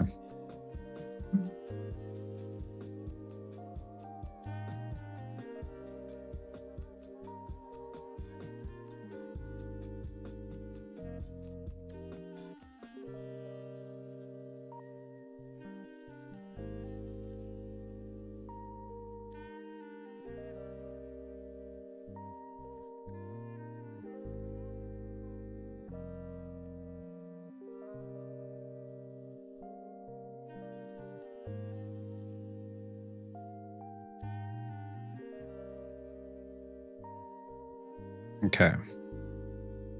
This is from 2019, but I would imagine it's still hopefully useful.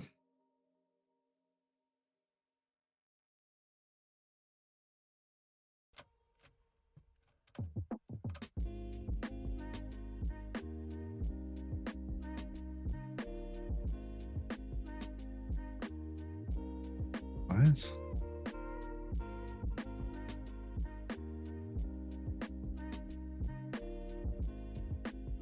Not reviving a dead topic because I'm also suffering with the same issues from 2022.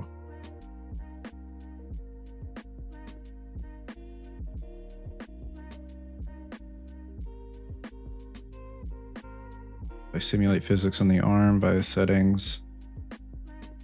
Blah blah blah. It'd only be okay on that arm because it's further up the hierarchy. But I did the same on the other arm. Having it snap to the root. Left arm, including the clav, has snapped itself to the spine to its parent, but still flops. Right arm flops perfectly fine. IK stuff for blender located next to hips hierarchy. Don't think it would affect physical stuff. Okay. Well. Okay, well, that's not really a solution.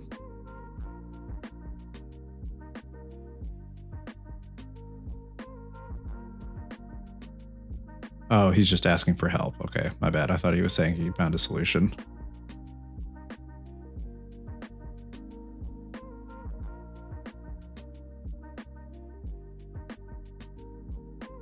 Mr. Mannequin's tool works good for exporting. Make sure you add deformed bones to your skeleton using the tool and it works nice. If you want a fast, easy solution, I recommend using that, but that doesn't work for me, so on I go.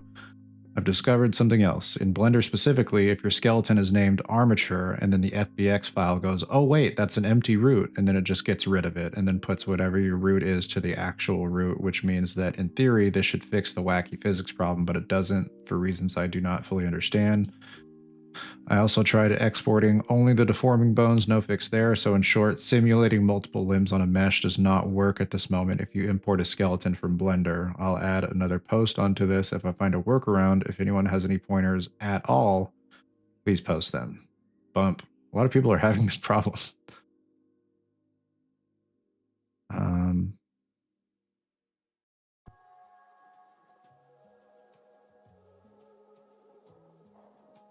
So seems to start, maybe I should name the armature something different from armature. And if that doesn't work. Oh, hang on. Okay. If you want multiple limbs profiles to be simulated without your bones snapping to the root, you must do the following. This is a critical part that took forever to figure out. In Blender, you need to make sure your units are set to metric 0.01. If you have to change your units to 0.01, what? Oh, if you have to change your units to 0.01, it'll change the size of everything when you import. So it's best to scale it back before the following steps. Your armature in every bone is named something other than root or armature, and make sure. Wait, I can't have a bone named root and I can't have the armature named armature, it seems like. And make sure all transforms have been applied to your mesh and skeleton. This is the most important part. This will most likely break any animation you have, so you need to scale the locations, specifically only locations, of all keys in your animation. Okay, I don't have keys. I'm not animating in Blender right now. You'll need to delete your skeleton file from UE45 before importing the correct skeleton and animations. When importing to UE45, do not import at any scale other than 1. You can verify this is fixed by checking all of your bones in your skeleton in editor are scaled to 1.0 or 0.9999 because floats. You should be able to simulate multiple chains of bones from there. Let me know if anything is unclear. I've confirmed this time the above is correct way to fix the issue by having broken skeletons become fully working multi-simulating skeleton. Okay. So I'm going to have to start.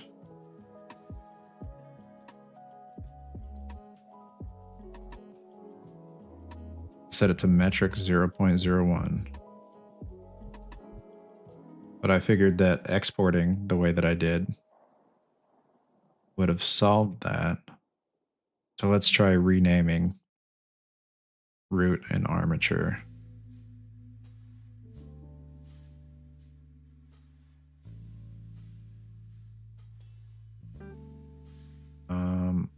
I just name it root bone, or can I not even have root? You know what? I'll just do this. Just call it root bone. And armature,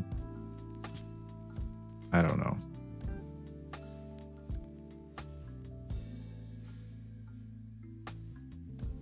Kind of scared to have even the word root in there now.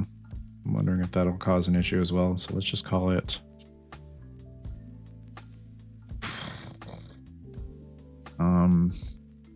base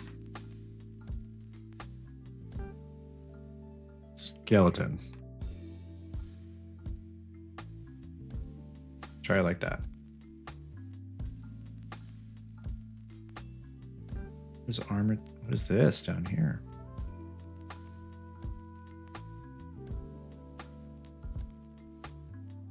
Skeleton. Okay.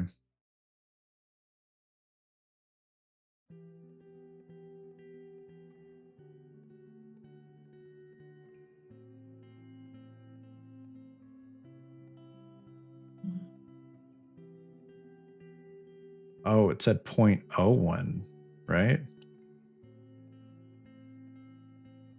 Yeah, 0.01. Gosh, that's tiny.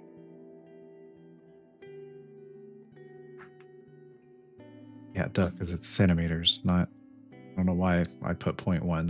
That wouldn't even have been right if that was the issue. All right, export slimeball new. I'm gonna test it out here.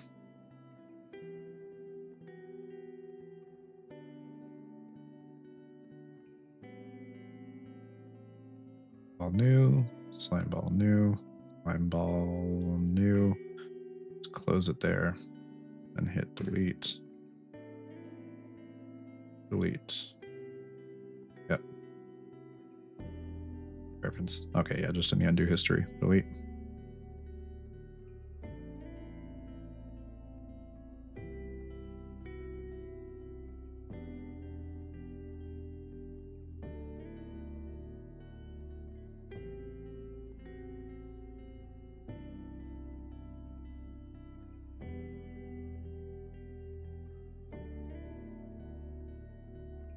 Oh, look at the little guy.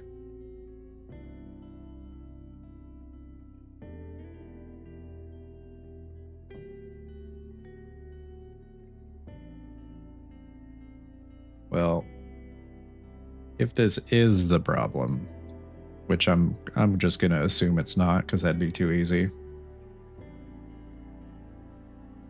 I want to point out that Unreal does not save anything to disk without you explicitly telling it to. The asterisk icon indicate your changes are only on RAM. Good call. In case it tries to take a dump on me again. Save all. There we go. Thanks for the reminder.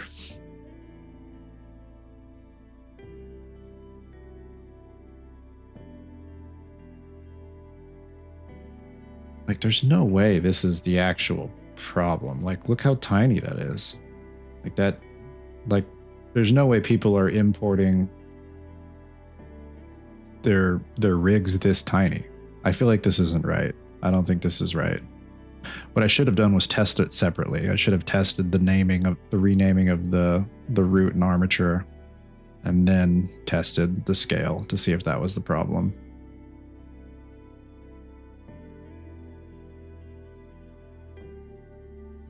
Yeah, I don't think this is right, because it's trying to scale. The goal of what he was saying is that we're trying to match the scale that Unreal uses. So if that was a problem, my mesh would have been imported huge. It would have been massive. So I don't think that's the problem, actually. Yeah, we're gonna go ahead and go back and change this back to 1. then try it from there. And then if that doesn't work, then I'll try messing with the scale. But I don't think that's right.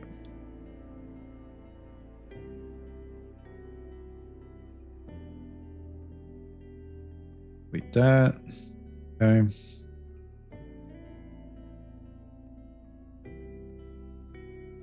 Okay.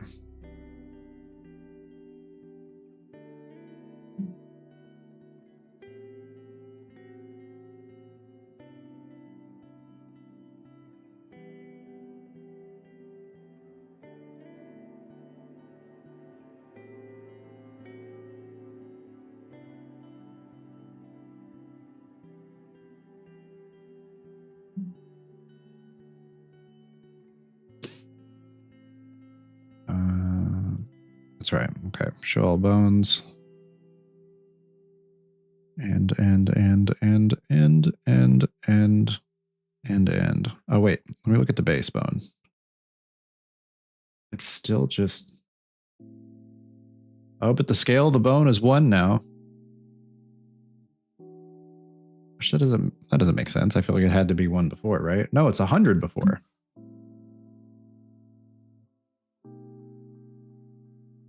I think it's because I renamed the root. Because the previous scale of the root is 100, and this one is 1. This might have fixed it. So let's go ahead and try that out. Base isn't the root. Right. Oh gosh, you're right. Shoot.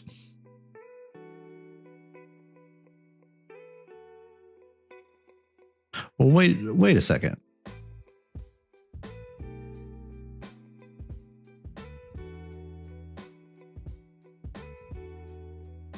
Why is this one only nested to the root? This one's nested to skeleton and base. I guess it's because I renamed the armature. It's the only thing I can think of.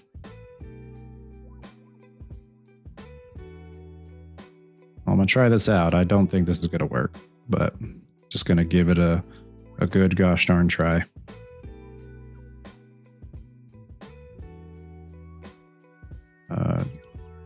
Oh my gosh. Reselect. I think that's what the guy was saying, and if it's named armature, it auto deletes. Okay. You're right, actually. I think I misread that. I think he was saying it like deleting was causing some type of problem. I see what you're saying. Okay. Since I'm already here, I am just going to give this a shot and see if it still causes that problem.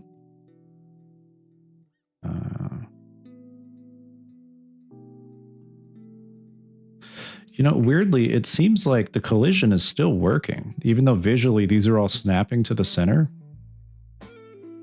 Because look, so these are all scaled in to where they're like lined up with the edge. It falls and it's staying put there on the edge, as if these are.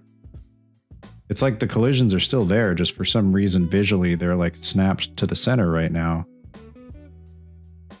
But then since these collisions are much bigger, hitting simulate, it still snaps it to the center, but it's not dropping or going anywhere because the collisions are still keeping it upright.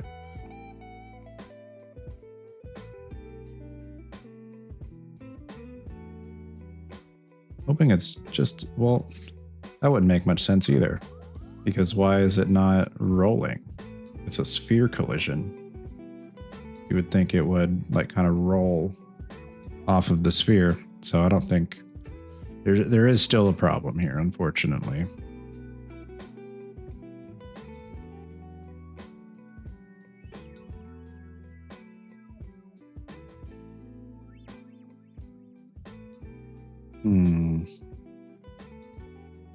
I wonder what does this do? What does regenerate bodies? Generate new body, constrained bodies are selected and they will be replaced along with the constraints using the new settings. Otherwise, all bodies and constraints will be recreated. I don't know if that's what I need.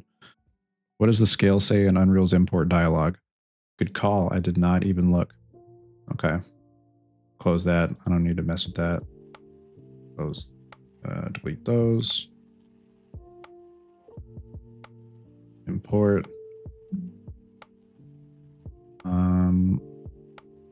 offset uniform scale is 1. I don't think that's the right. Maybe it is. It's the only thing I can see that says scale. Let's type it in. Static meshes, 1, 1. Yeah, it's all 1.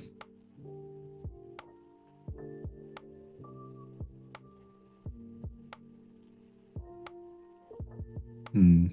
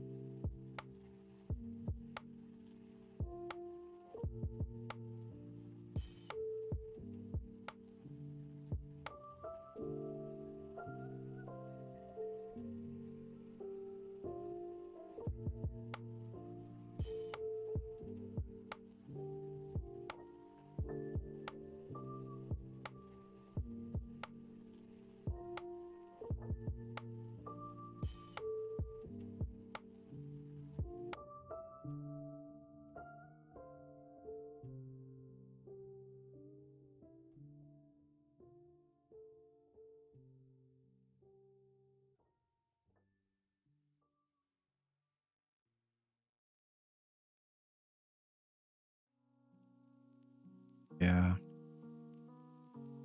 Not sure if it's the import causing an issue here.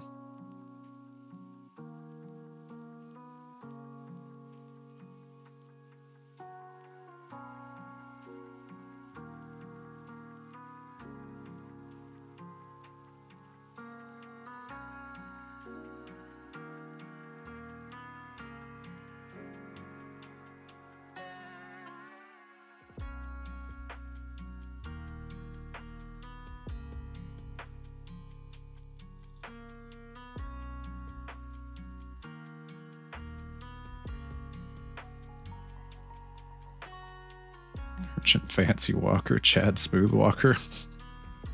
Let's see. Your here. animation used to look like this, and then you realize this guy's a bit bigger than you anticipated, so you should probably shrink him down before you export him to your game engine. So then you shrink him down, and because you want the scale to be 1, 1, 1, you decide to press Ctrl A and apply scale. And now your character walks like this. Not a good look. Don't worry, the solution to this is really easy. This might not Make sure be you're in object mode, select your armature, the fix I need. go over to the animation workspace. Down here, we want to open the graph editor and we want to type in location because we're only interested in messing with the location curves. Over here on the right, change the pivot point to 2D cursor. And then over here, press A to select all of the bones in pose mode, and then A over here on the action editor to select all the keyframes. And then down here, we press S for scale and Y for the Y component. And we're gonna scale this down. And if we go too far, you can see that the character does little baby steps the closer you go to it. Yeah, I don't like think this. that was If we the scale it issue. too big the other way, then that's what caused our problem in the first place. So just look for where the sweet spot is, where your animation's back to the way it was.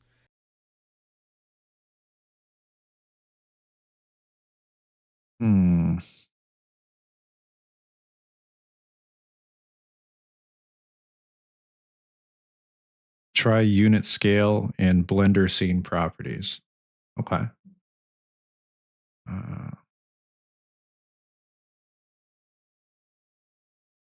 Scene properties.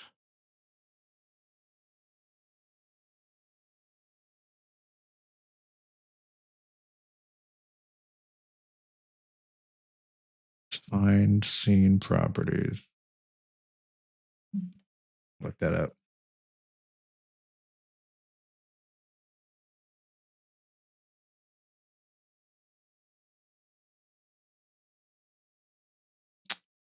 Oh, it's in the tab with the cone sphere icon. All right, let's take a look. On the right, okay.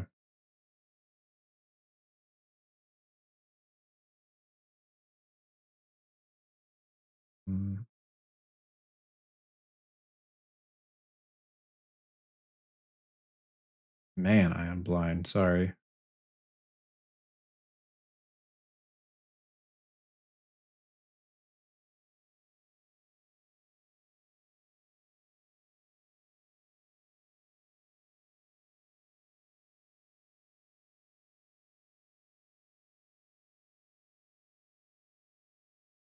Directly above the red one. Ah, right there. I see. I don't know why that looked like a water drop to me. Okay. You said unit scale. Unit scale 0.01. Okay.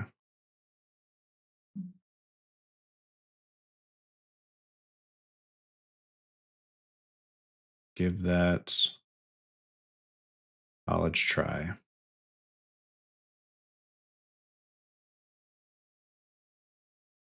We'll just call this arm. I'm not sure. I think that's how you spell armature.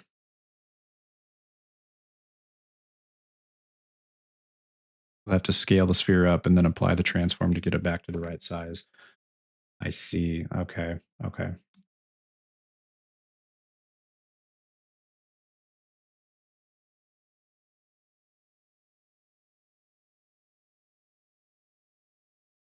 Back to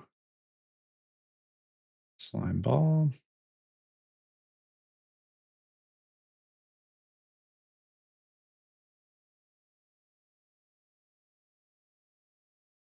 Gosh. Here it is. Okay.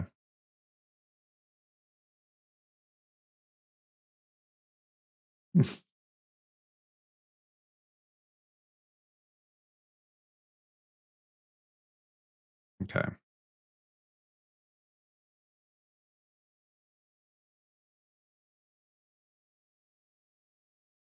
We'll give that a shot.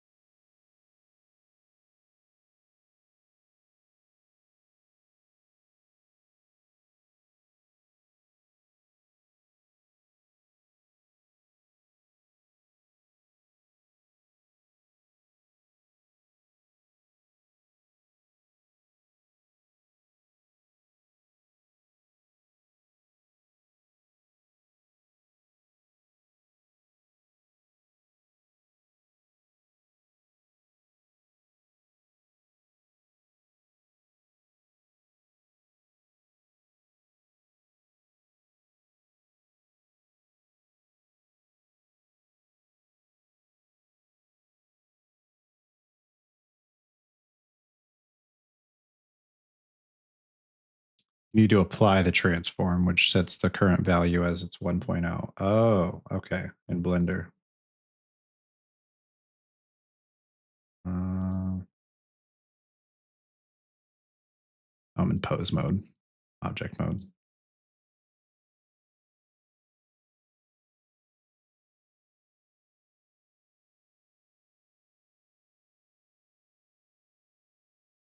Maybe I do need to be in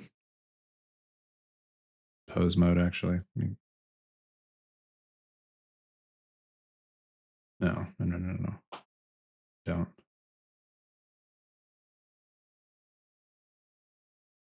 Let's see here. And object mode. Oh, okay. Object and lie.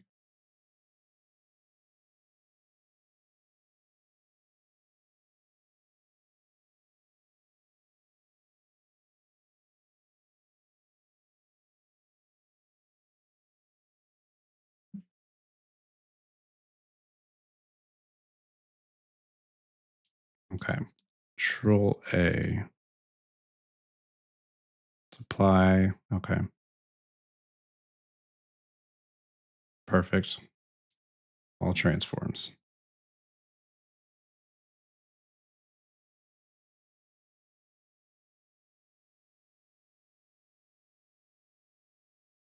Okay. Let's try this again.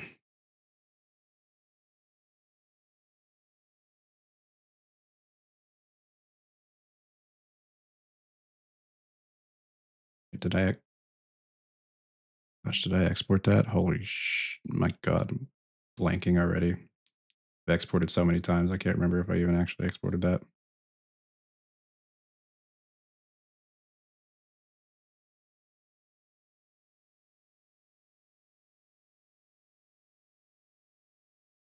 Alrighty.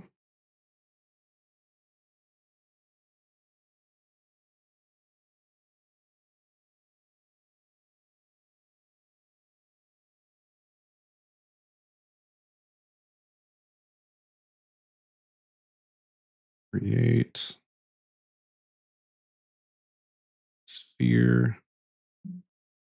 Okay, let's just hit simulate, and they do snap to the center. Dang.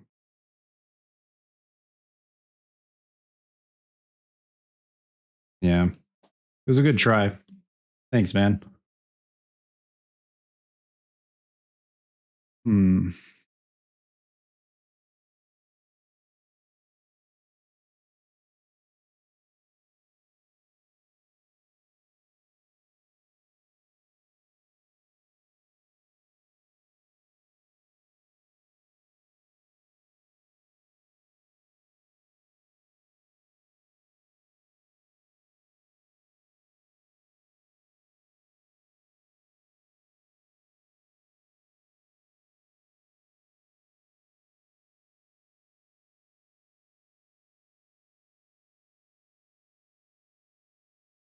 I don't imagine my renaming of it messed anything up, but just to check.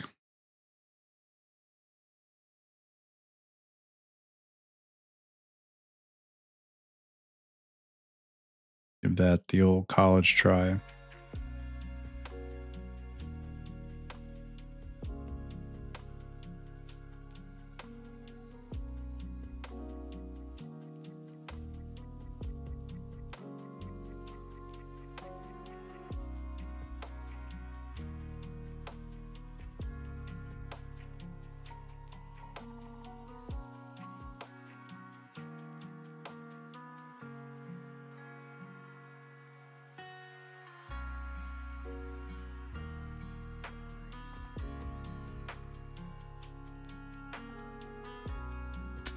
No.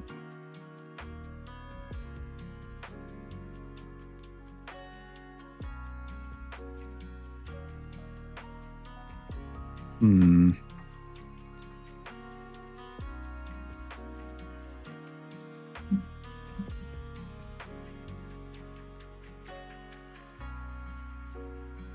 Is base still showing scale 100? I don't believe so, no. Scale is 1. Let's go to armature or transform. Oh, it is still showing 100. Okay. Oh, actually, I gotta apply. That's right.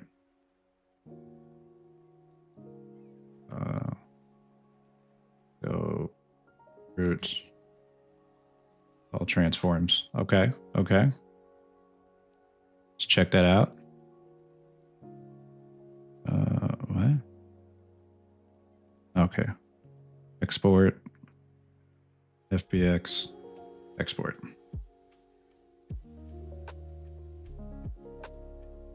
Still hope.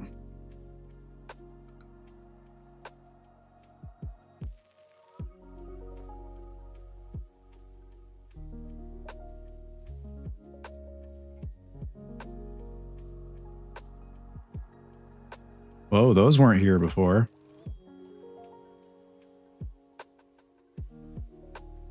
We may be onto something. It seems to like this better than what we did before because it added all these colliders. I don't need a root collider though. Oh wait, what am I doing? I could just don't show bones, hide bones, delete all those.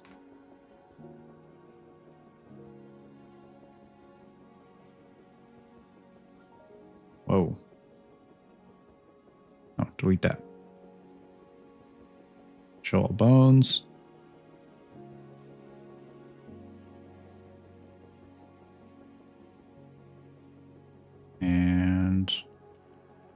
Create bodies.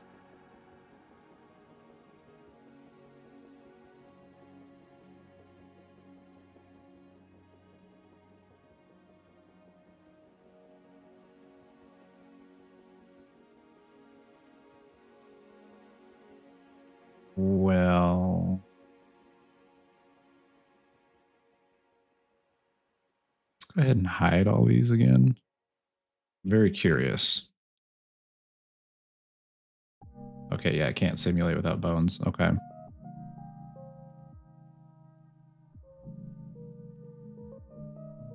Wait, if I close this, I think it'll get rid of all those changes. It does not get rid of all those changes. So now I'm curious. Hang on. Screw it. Just going to delete this, import it again. I want to see what happens when I simulate with all the default colliders that it had on it.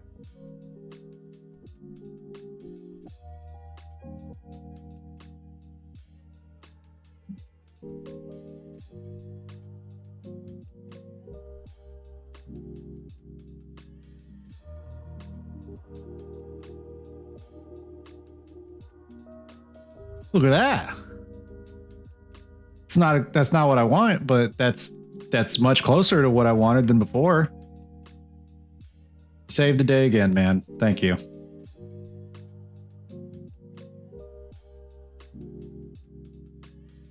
Now I just need to figure out why all those...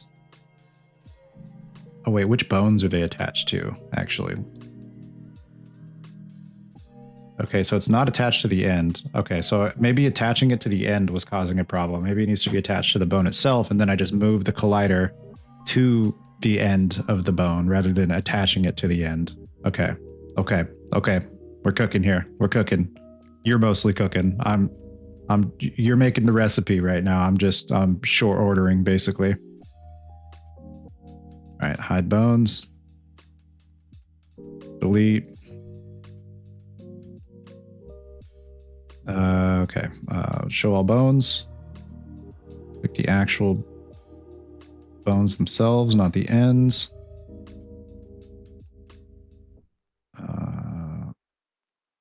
Sphere. Okay, okay, okay. And then over here to body.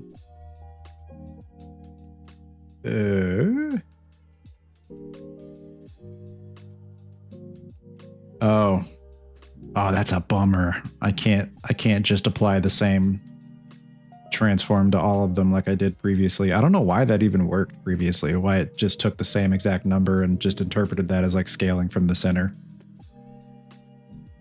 Okay. I'm gonna try it again.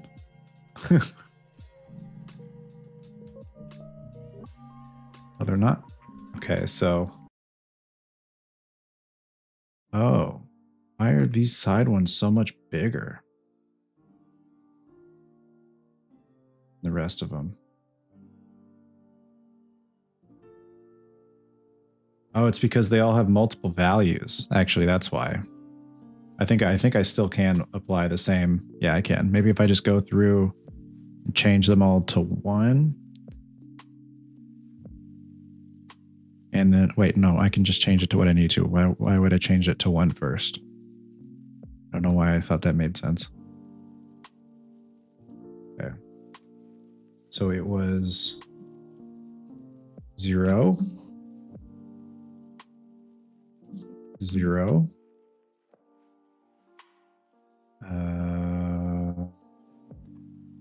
Radius. Okay, 0.25. And the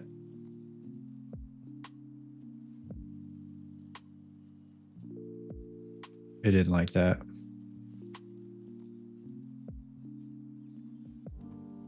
That's in centimeters.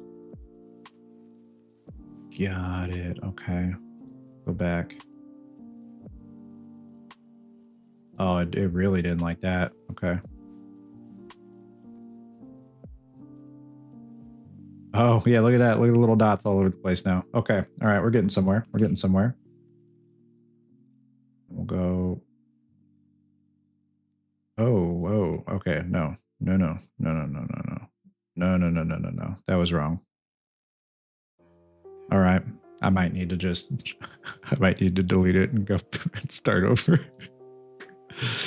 Because for some reason it doesn't save any of this in the undo history. Put radius at like 20. Yeah, I think they're all in the center now, though. They're not all in their respective positions like they were before. Yeah, and then if I hit undo, it's just in the I'm gonna have to. Yep, we're gonna start that over.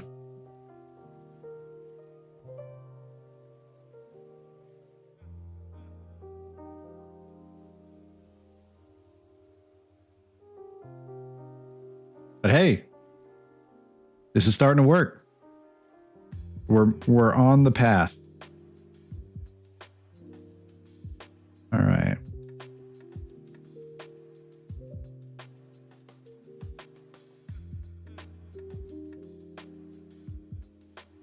Yeah, I guess they might. I think they do need to collide into each other at a certain level. Wait, no, that's what constraints are for. I just need to set up constraints so that they don't just all fall like that.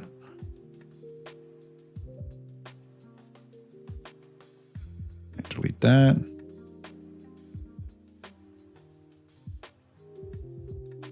Okay.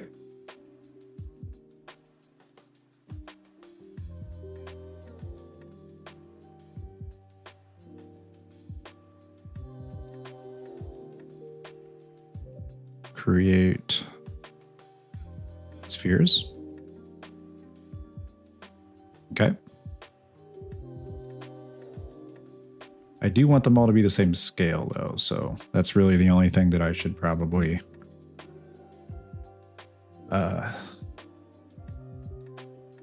set uniformly. No, I could set the center uniformly as well. So radius, let's do 100.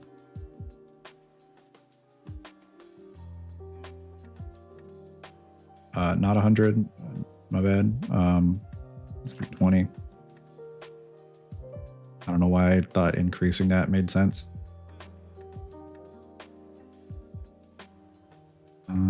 Okay, I'm going to rescale them again, but I'm going to pull them all in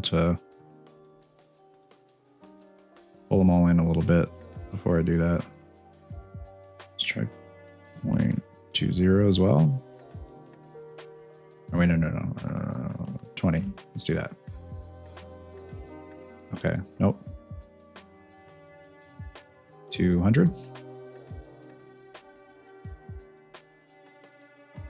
Nope.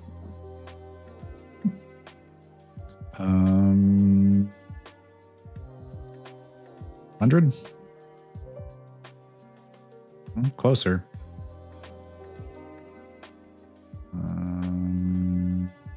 80. 60. Okay, not quite. Try to find. All right, so that's probably right on the center there. Okay, 65. Okay, that's looking right on the edge, actually. I think that's perfect. Seems like 65 is perfect. All right.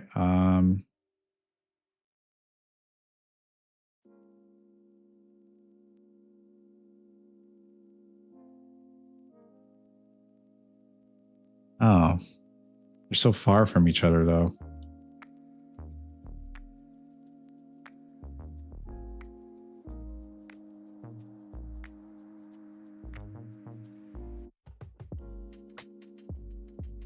They're not at a proper equal distance from each other.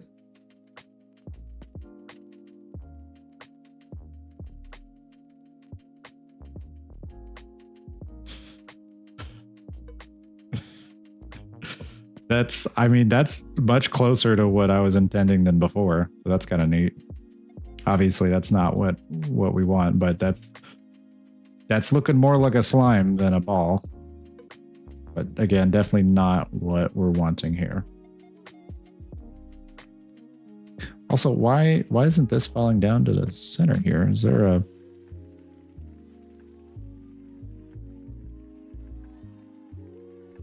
I feel like maybe I am going to need some type of root collision. That root doesn't move. Yeah, I am going to need a root collision.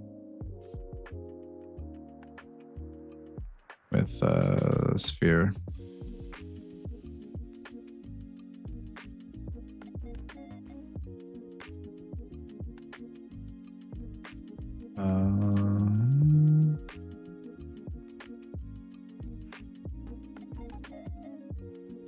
Oh, it's a little bitty dude. It's tiny.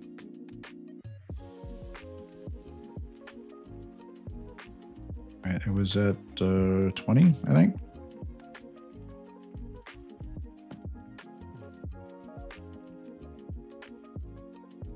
Well,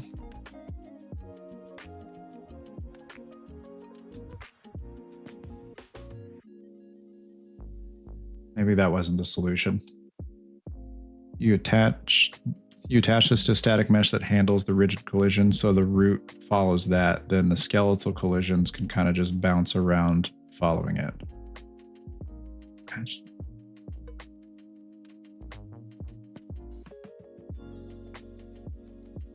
So like putting a separate static mesh in the center.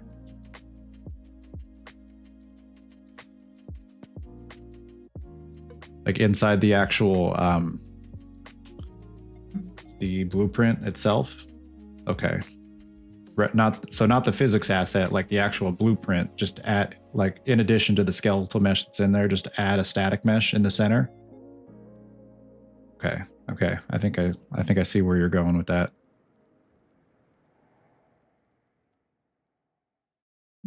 Then the skeletal will attach to that. Okay.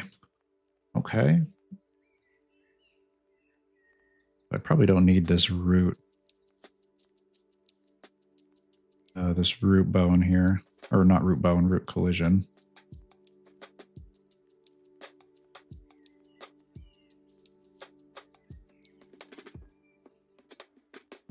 I don't need to see the bones anymore. Hide the bones. Oh. Static mesh will force the skeletal mesh around, and then the skeletal collision will give you that slimy effect. I think it'll look cool. Okay. I see. I'm picking up what you're putting down. Okay. Yeah. Okay. Okay. Okay.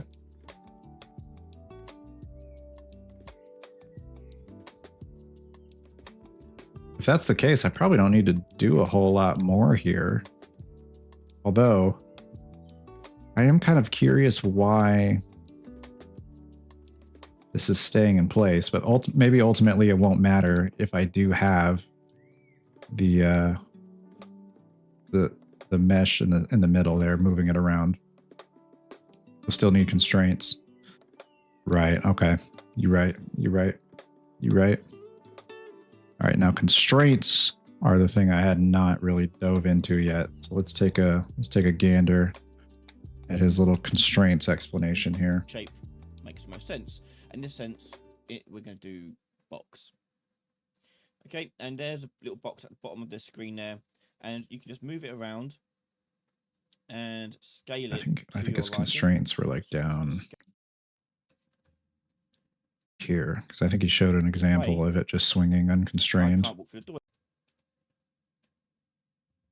These two separate out, and the reason why they separate out is because we haven't constrained these shapes together. So this part of the mesh, the bit with the root on it, is got these two shapes attached to it, and they're doing something different. And so there's the door here because it's got, again, its own physics shape separately. So we fix that by constraining these physics bodies shapes together. So I'm going to go back to my physics asset, and we've got our shapes here, and we're now going to define a constraint. So I'm going to click on my hinge, I'm going to right click on that, and I'm going to go down to constraints, and I'm going to add a constraint with. Playing with constraints on a skeletal mesh might be harder to learn at first. Probably. I recommend setting some up in a separate blueprint with a couple static meshes. Okay. So you can add constraints in the blueprint itself instead of having to do it in the static mesh, is what you're saying?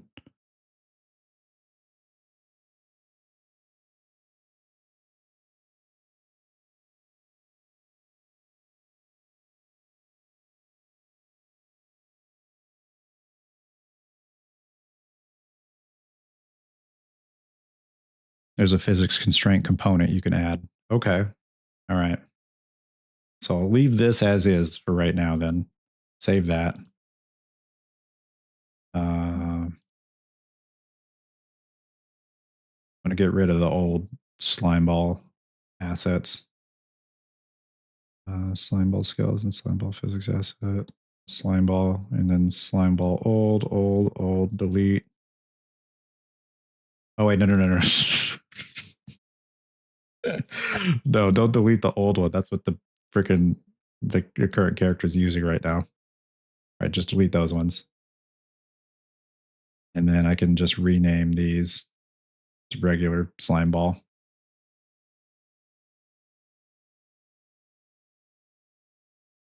Rename.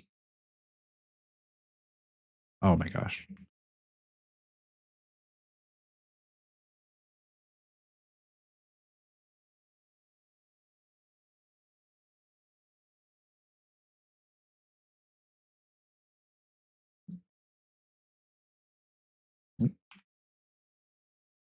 Okay. Let's go into the ball.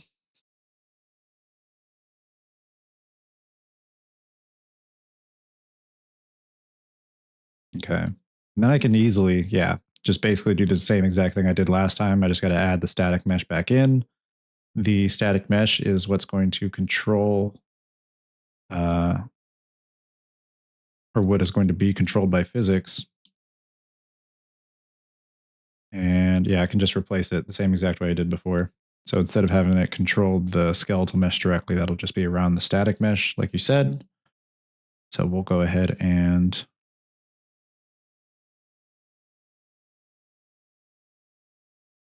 yeah, it doesn't really even matter what the mesh on the inside looks like. That can just be a basic sphere because you're not going to see that. You're going to see the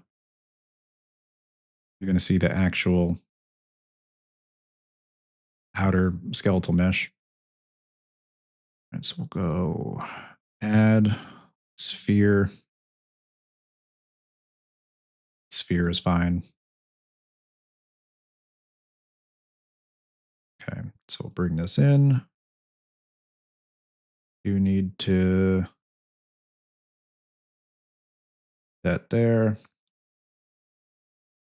Oh, I needed to change this as well. Wait, no. Right? Yeah, I think it was that one. No, it's this one. This one. Okay. Well, I guess I can still leave it like that. This really doesn't matter because it's going to hit the static mesh or the skeletal mesh anyway. So I guess I don't even really need to change the reset. I just need to change what is actually driving the momentum. But yeah, just detecting the skeletal mesh should still be fine. Right here. Okay.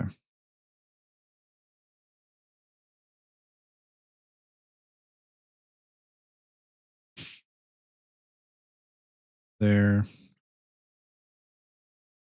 Oh.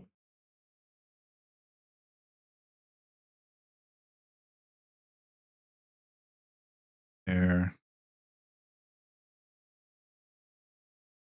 And there.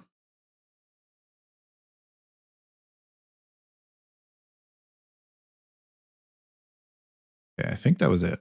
Pretty sure that was it. Oh, right here too.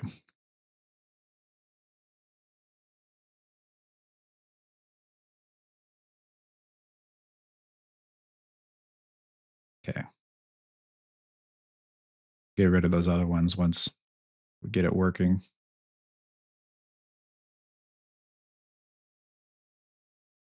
This is what it's like when you're trying to smoke stairs on Mirage. Yeah, really just pinpointing exactly the right the right exact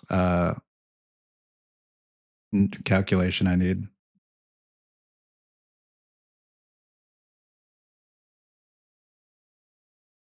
Oh, also, Steve, if you're still in here, um, this other chatter that we got, that's my mod, Bacon Guy, let me know that he actually developed the vehicle system that RV There Yet used. His system is credited in the credits.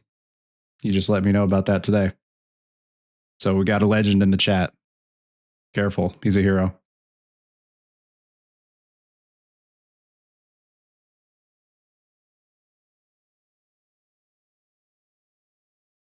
The devs of RV There Yet bought the asset from the Unreal Shop and used it to make their vehicle, but he made the system that they used to create the vehicle.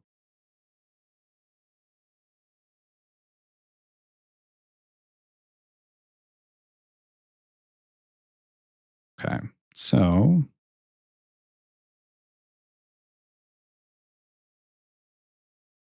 is that why you hit the parking brake so late? He coded you to fail? No, that's just me. That was just my own incompetence. There's it's the jump over, it's like over a little like river, Bacon Guy. I'm not sure if you played through all of RV There Yet, but there's this one ramp that you got to jump over. And then once you get to the other side, you got to hit the parking brake so you don't fall backwards. I did not hit the parking brake in time. I just fell all the way down. But don't worry. When we landed on the bottom with the vehicle destroyed, I hit the parking brake right after that. So it happened just a little bit too late. Okay. That's... So I'm going to need to put the actual skeletal mesh under here. I think I can delete this. I don't think this is referenced anywhere. Find references. Oh, it's just the on component hit. Okay. Yeah.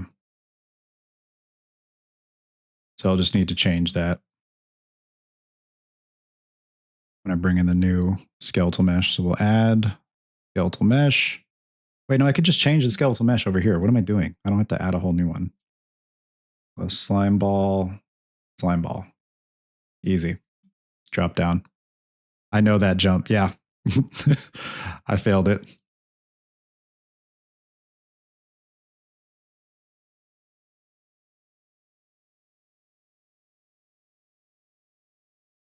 All right. So now this needs to go under here. So it follows that.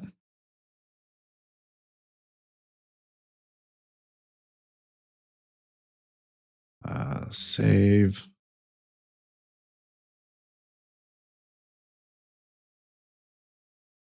I kind of just want to like hit play and see what happens. I still think it's gonna fail miserably, but I'm just very curious to see how miserably.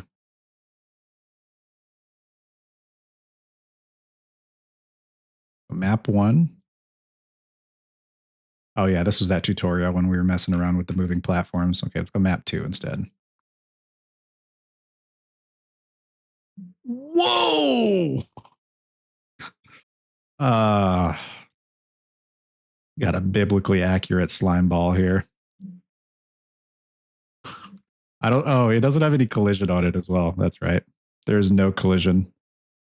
I didn't put any type of constraints either in the blueprint. So that's going to be a big reason. I think the collision was here, maybe.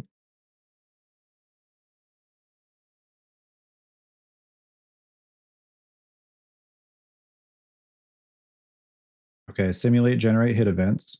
Yep.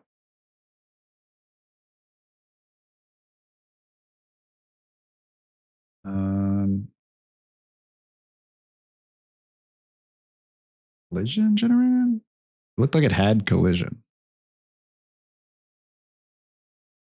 Is that what it was? Okay, let me save that because it's not going to be simulating any hit events though. Sphere. I don't think the sphere does though. There's no like simulate physics. Okay.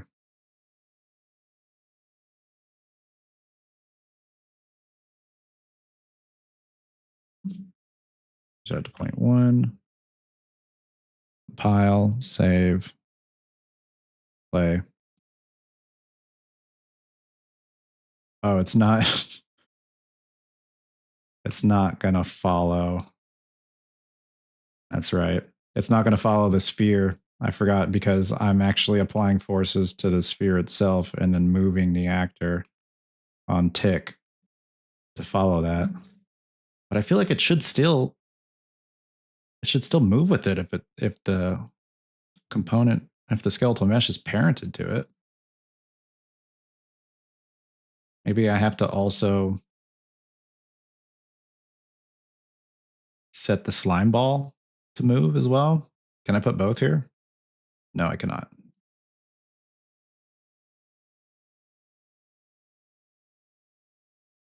No, that doesn't, that's not even going to matter. I have to set up separate. Yeah, I have to set something up separate. This is just moving the actor. It has nothing to do with the slime ball. Okay, so I'm probably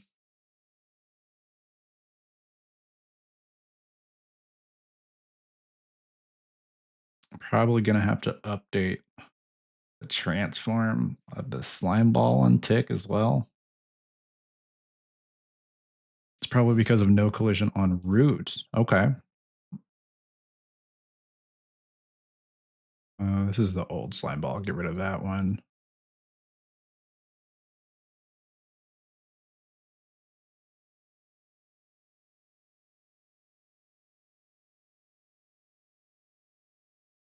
Like I see the root line right here. I just can't scroll up to it for some reason.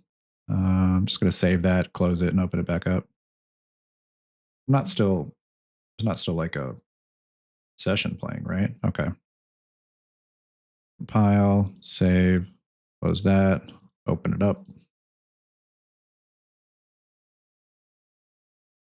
Player. Okay.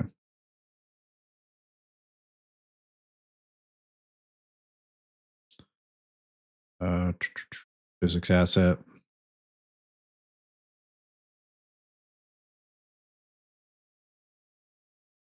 What? Oh, it's because I don't have the bones showing. That's why. Okay, so it seems like I might still need to.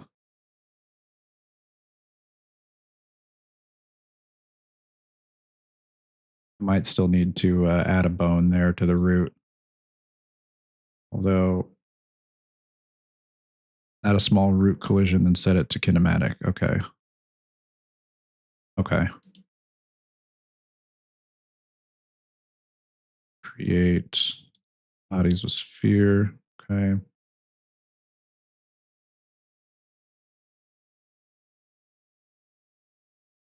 Oh, wait. No, it's like under a drop down. That's right. Where was that drop down? Physics type, kinematic. Okay.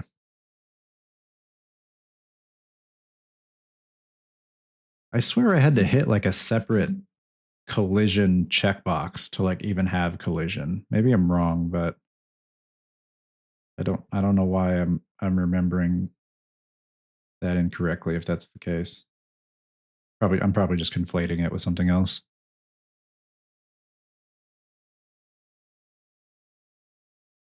All right.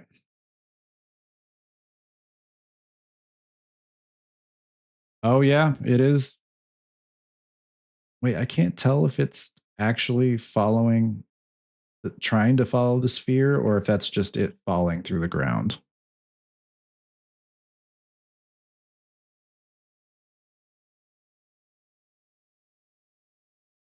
Yeah, this is exactly what happened when I had previously put like two colliding meshes inside each other. Is there like a collision layer? Can I like just ignore the just the sphere instead of like everything? I don't know what I'm doing back over there.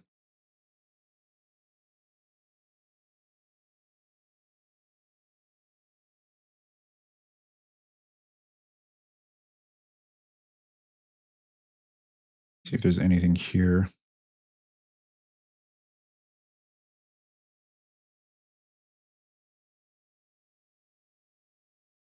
Yeah, because I need it to collide. I need it to collide with the environment, but not collide with the sphere itself in the center.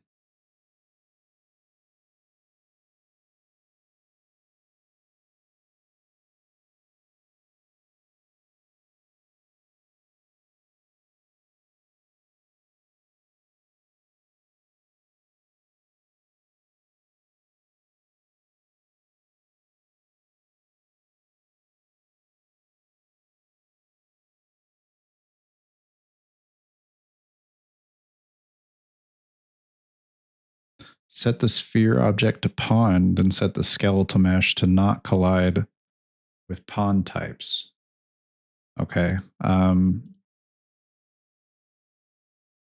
not quite sure where to change that because the blueprint itself is a pawn.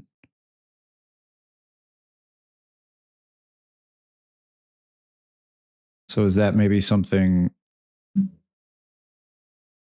separately I need to set in the details panel?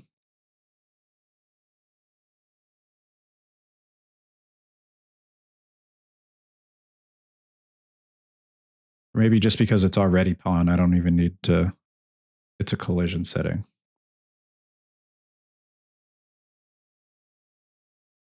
Let's see.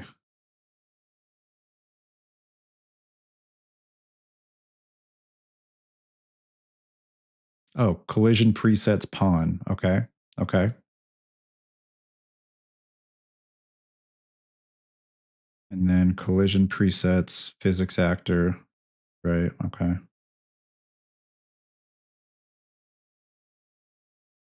Or does it need to be set to something else maybe?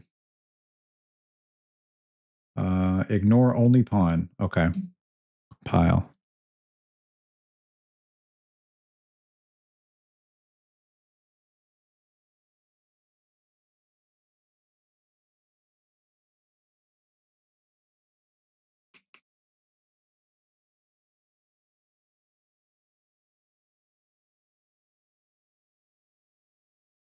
Okay, I don't think this is simulate generate hit events. We had this problem last time. I do remember that.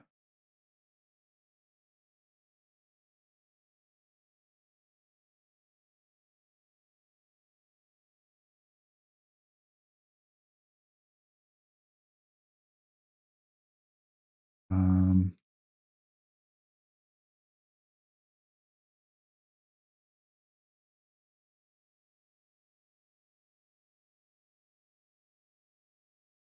oh, okay. Maybe that's it.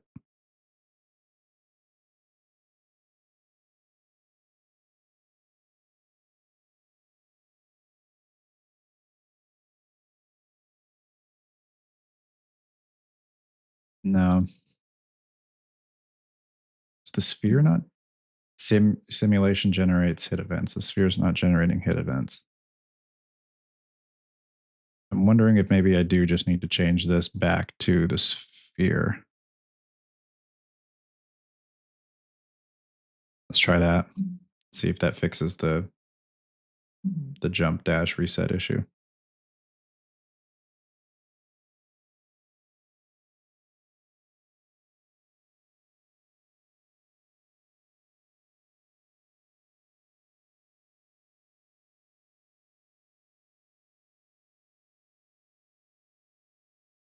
Yep, that fixed that.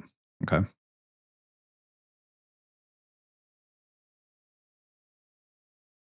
All right, so we're on the right path. At least the slime is not just falling through the floor like a creature out of myth.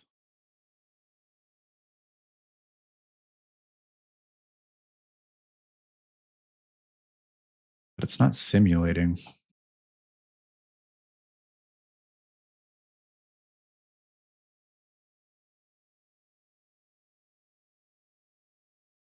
Okay, I can turn off generate hit events. I don't need hit events to be on then. Yeah, I don't need that.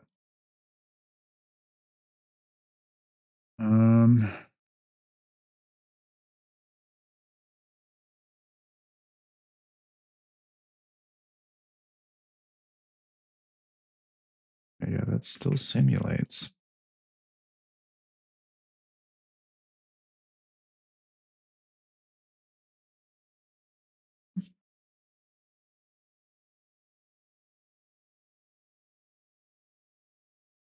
Okay, maybe the physics constraint.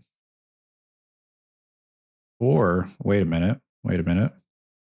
Or maybe the slime ball needs to be a little bit bigger than the sphere. So let's try and increase the scale just a little bit.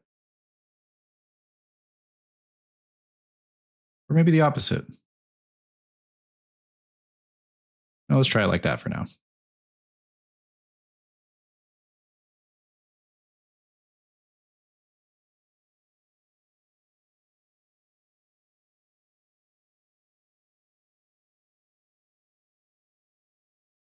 No, that's not it. I do need it to be bigger, but I think that's causing the lack of deformation issue. Is it simulating in the physics asset? Yes, it is simulating in the physics asset.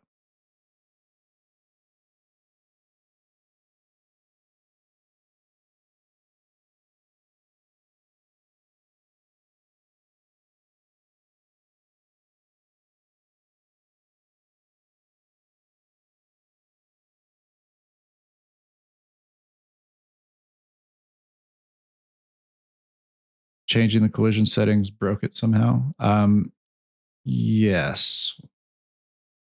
What caused that to break again? Hang on. Let me look at the script. No, not to pause. Event graft. I'm pretty sure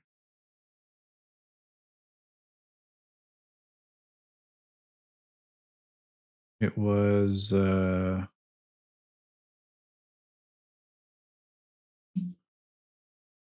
I think it was in collision. Yeah, it was one of the collision settings I changed here.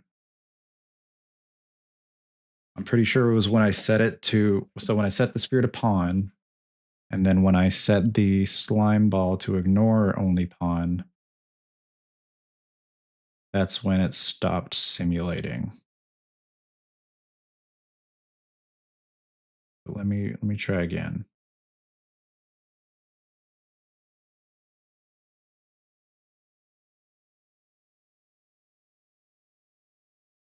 Maybe that wasn't it. Maybe it was when I turned on the gravity of the sphere. It was one of those two. It was around that step.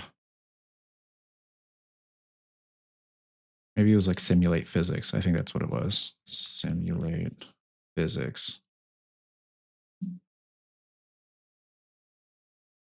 No, that wasn't it.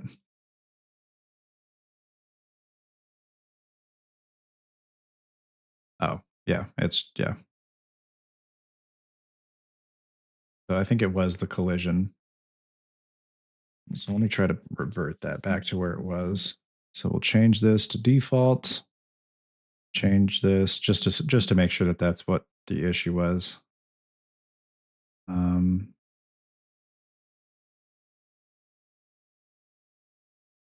think it was on no collision, maybe? No, that was not it.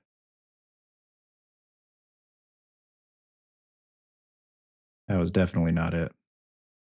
Block all. Also not it. I'm gonna be honest. I don't even remember what exact setting it was.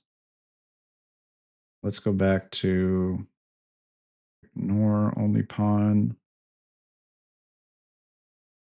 Sphere is simulate physics, right?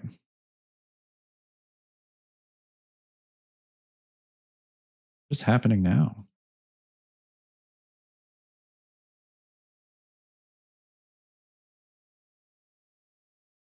Oh, because it's not a pawn. Sphere's not a pawn.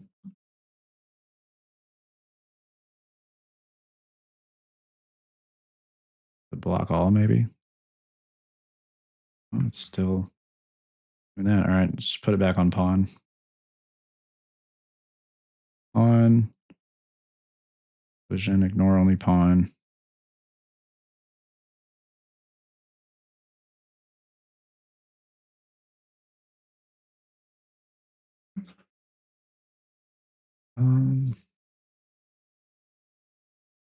Maybe set to physics actor before. Oh, that's right. It was set to physics actor. Okay.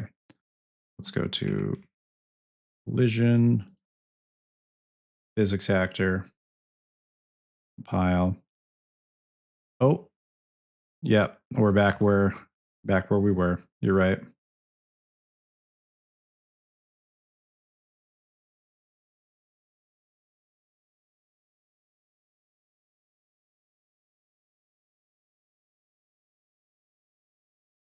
Maybe if I go to pawn.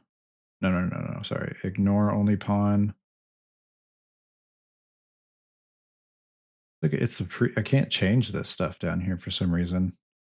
Custom. That's what I'm looking for. All right. So let's see. It was on physics actor. So object type and then ignore only pawn. So now it's on world dynamic. So I need to go custom. Ignore only pawn disables physics. Got it. Let's try this. Oh, that wasn't it. Hey, what was it on again? It was on. Okay, so let's go back to physics actor. So that has to be physics body. Only pawn. Okay. And custom physics body.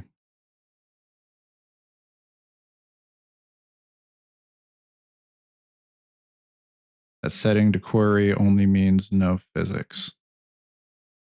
Setting to. Oh, no physics collision. Okay. Physics only. Collision enabled, query and physics. No. Okay. Maybe let's try that. Oh. Okay, that's kind of closer to what we wanted, but still not following. So we'll get that fixed now. Set it to physics with no collision. Oh. Collision enabled, maybe? No. Is there a check down here I missed? Collision responses. Object, world static, pawn. Okay, so don't block the pawn. Physics body. Okay.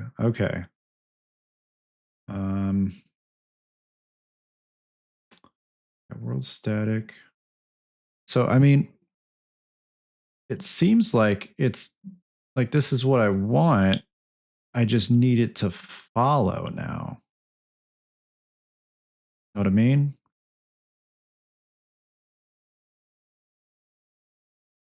So now I think I do want to still shrink the sphere down just a little bit.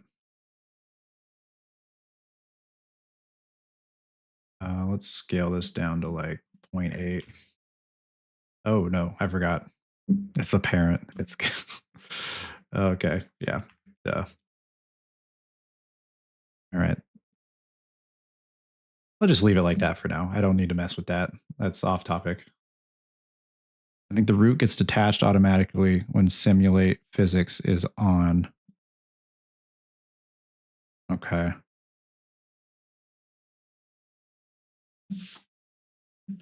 So I might need to still update the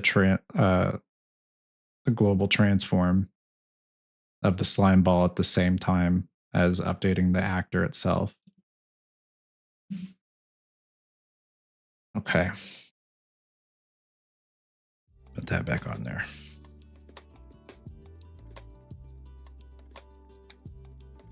Let's go back to event graph.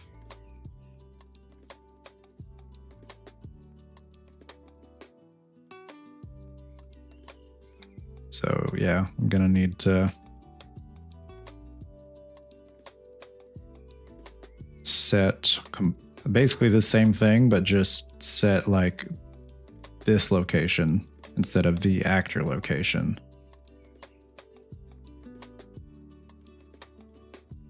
I think there's a better way. Okay. Hit me with it. If you disable simulate physics, okay.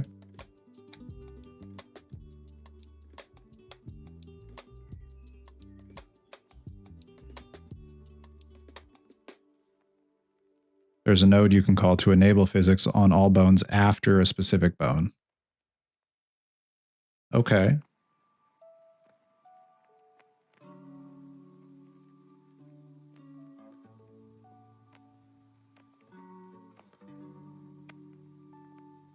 Yeah, because that's gonna. Okay, so yeah, it is still following. That way the root stays attached. Oh, I see what you're saying. Okay, so we're only simulating physics on the bones after the root. Okay. Should that should also be on tick?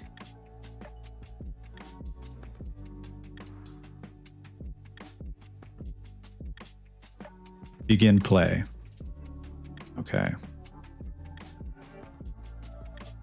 Begin play. Okay.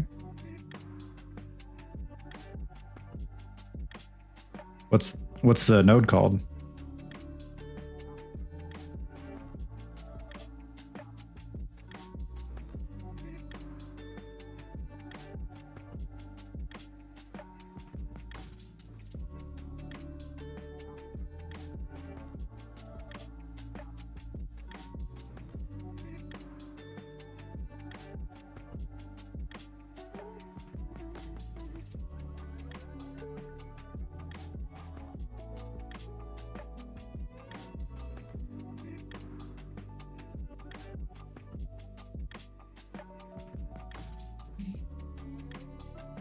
Set all bodies below simulate physics. Okay.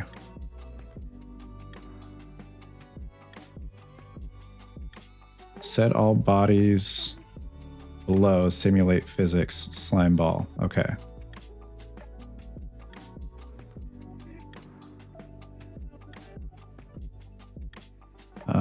And then just the bone name. Okay. So I guess just make, it's weird that I can't type it there.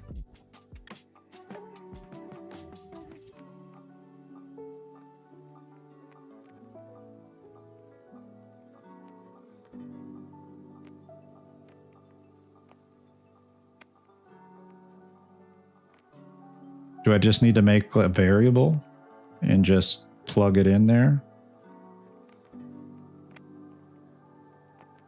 Drag it off and type make. Make literal name.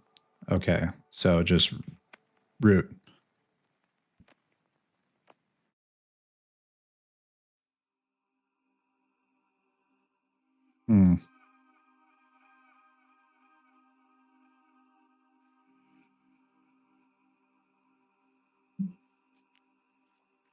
Then simulate true, include self false. Okay.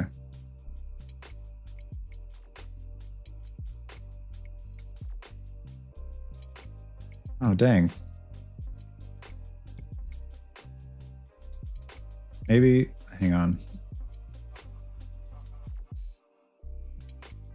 Its literal name. Yeah, it is called root. Okay.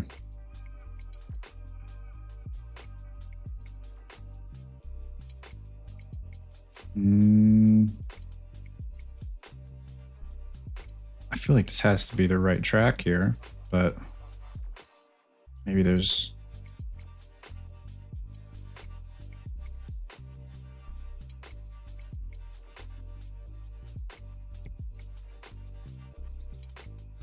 I feel like it had...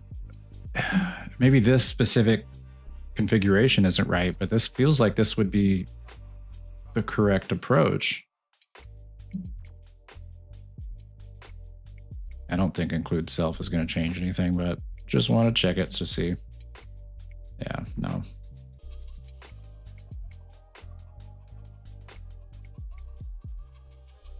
Did you disable simulation on the mesh?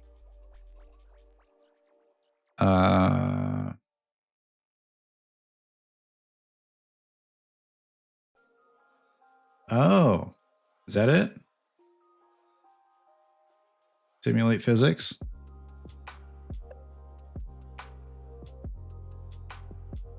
Okay, that didn't work. Maybe... No, that has to simulate physics.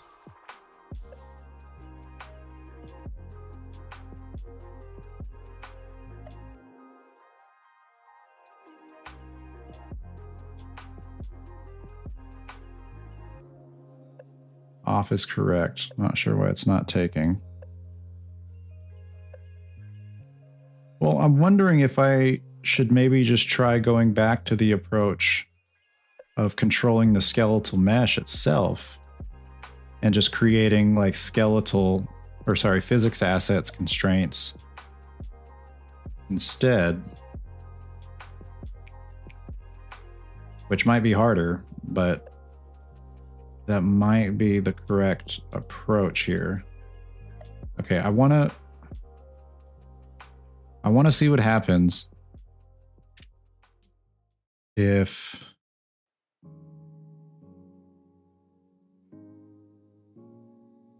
I try going back to this. I just want to see what happens.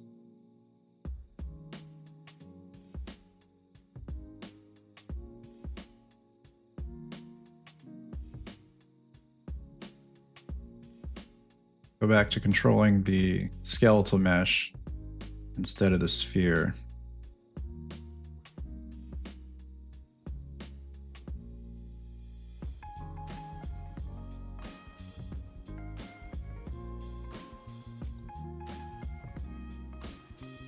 What? Oh, there it is. Okay. On component hit.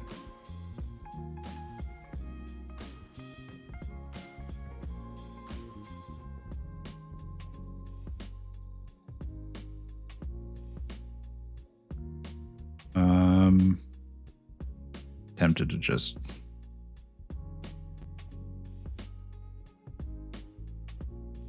turn off the physics on this real quick. Just leave it there.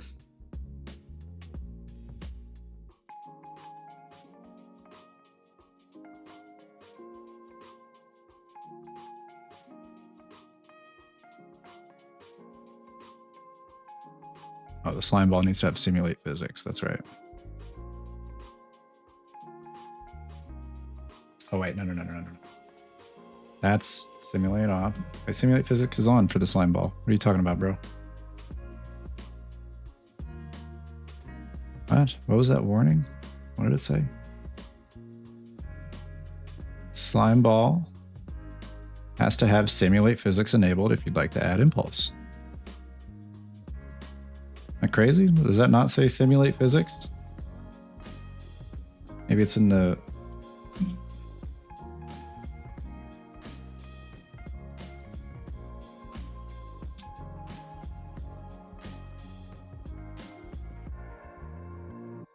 This is root bone is kinematic. That's right.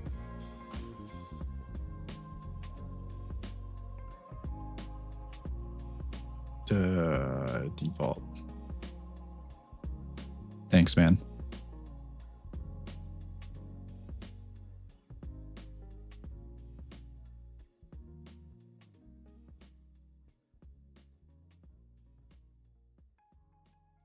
Oh. Yeah, I didn't change that.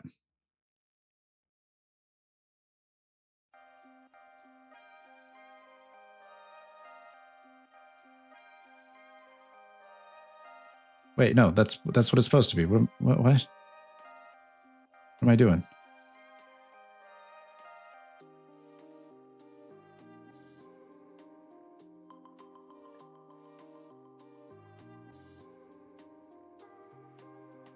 Slime ball. Slime ball, slime ball, slime ball, slime ball.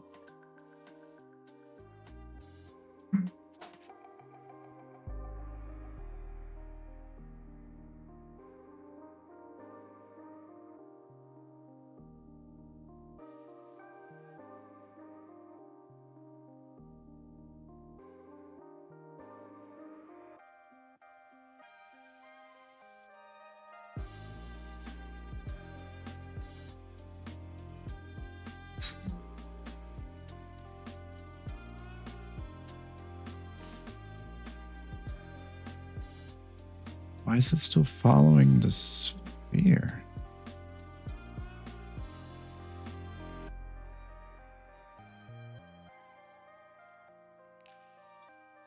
I have to just delete the sphere. Oh, because it's parented. I think I need to unparent it.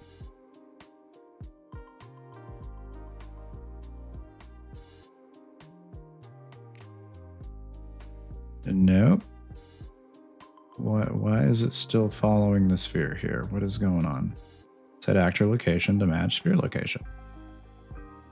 Well, slime ball location in this case. Slime ball.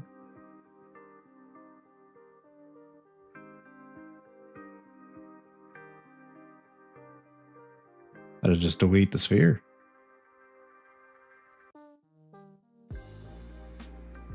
Wait, where is this being referenced? On just the on component hit? That's it? What?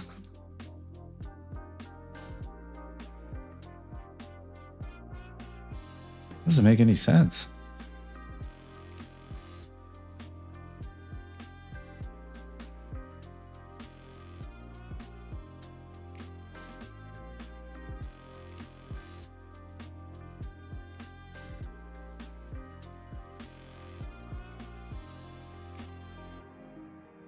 What?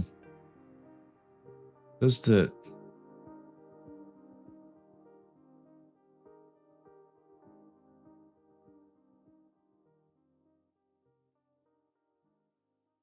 I said, what? Why is it falling through the floor?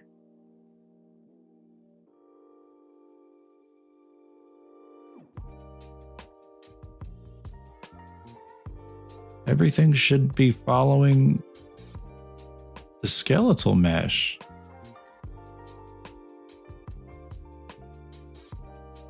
Slime ball.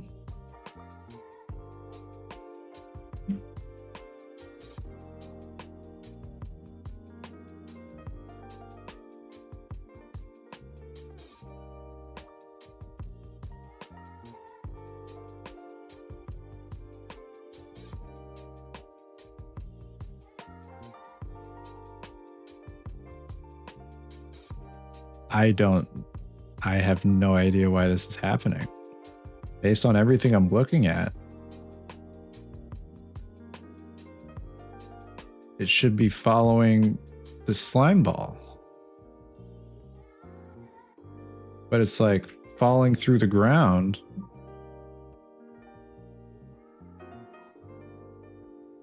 Maybe it's the root. I feel like it's the root that's falling. And I think it's tracking the root.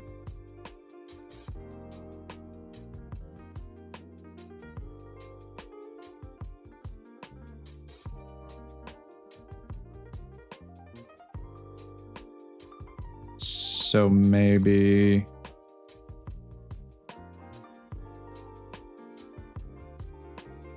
maybe changing the size, body to match these.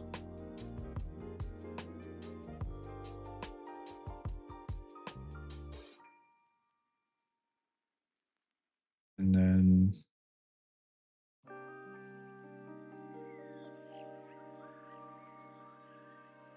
collision.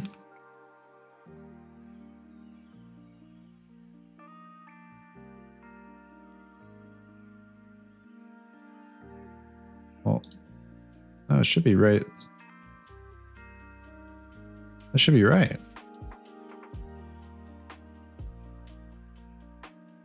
Oh.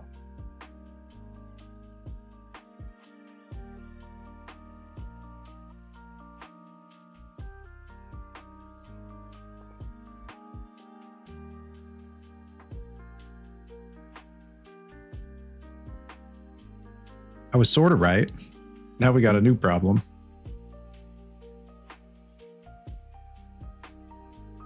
Yeah, the root's just kind of flying away.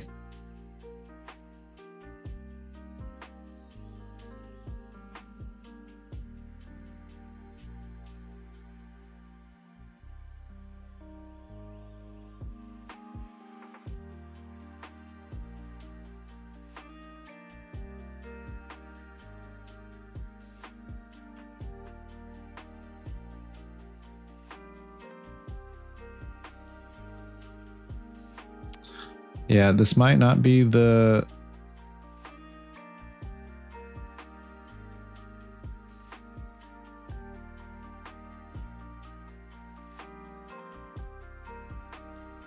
This might not be right.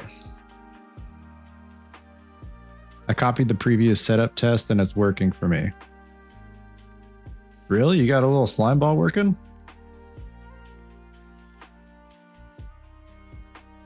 All right, so let's put it back to how we had it then. Go ahead and just add the sphere back.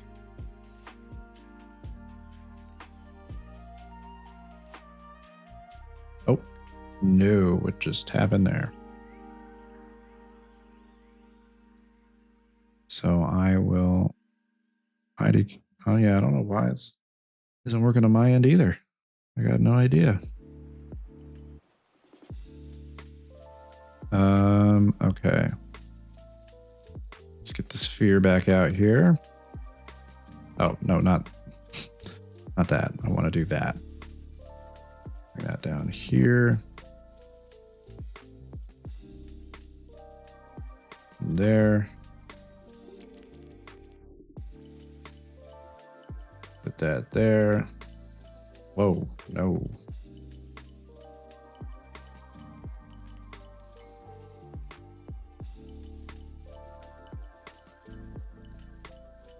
There.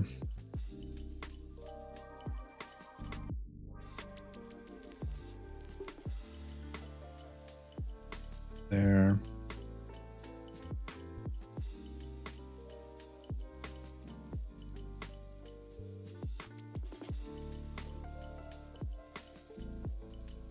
And I guess that I could stay like that. And the on component hit.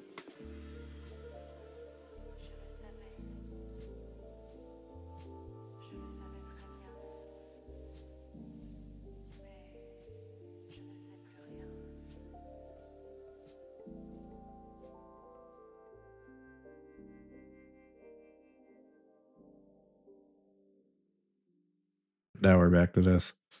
Yeah, I've got to have simulate physics on that. Simulate physics.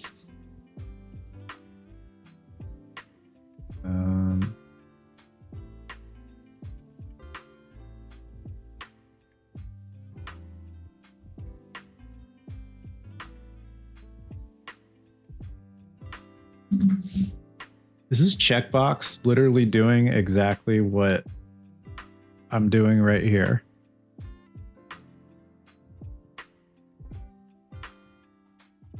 Update kinematic from simulation.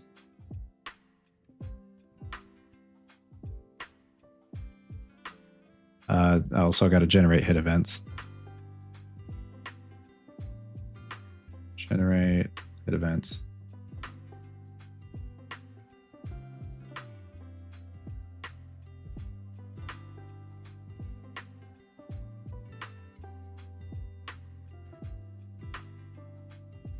Oh, generate. Wait, I didn't even hit the right checkbox. What am I doing?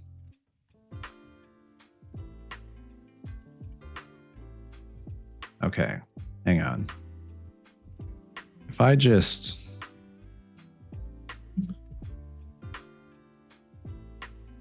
Update kinematic from simulation. Is that literally just do what I'm doing right here?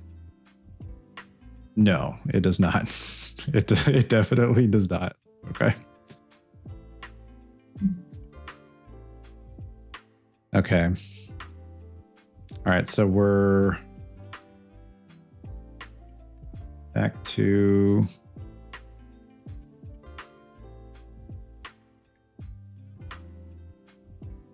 all right, these are all collision enabled. Okay.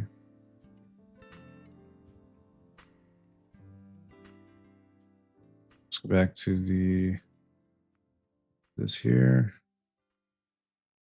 And collision.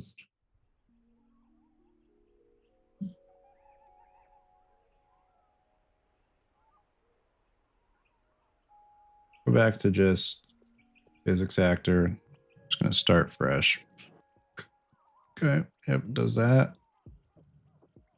Which is not what I want it to do. Let's go ignore only pawn. Okay, so we're kind of back on the right track. And so how did you have the collision set when you were when you recreated the test? I assume it was custom, right?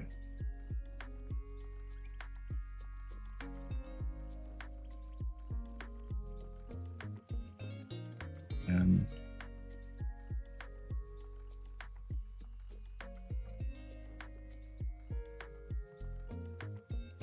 collision enabled.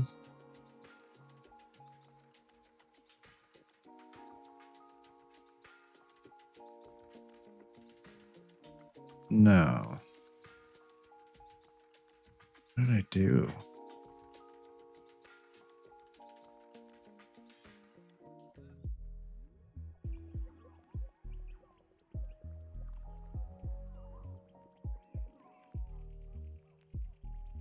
I don't think it was no collision, but I'm just gonna test it.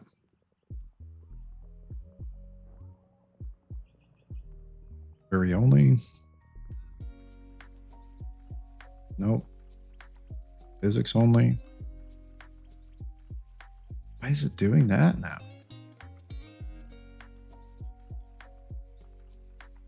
What did I change?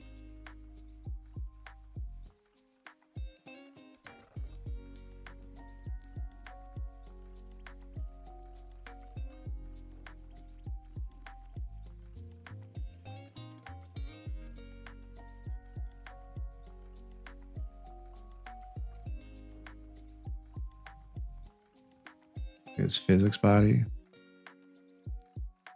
No.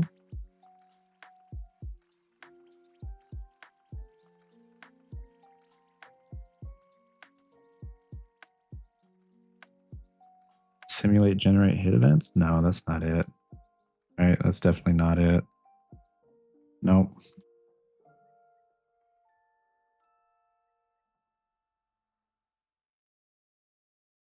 Your sphere is set to pawn preset. Oh, pawn. Okay. And then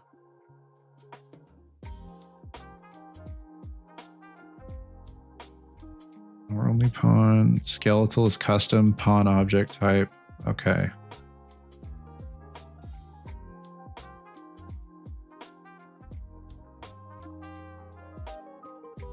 Pawn object type. Ignore pawn. Okay.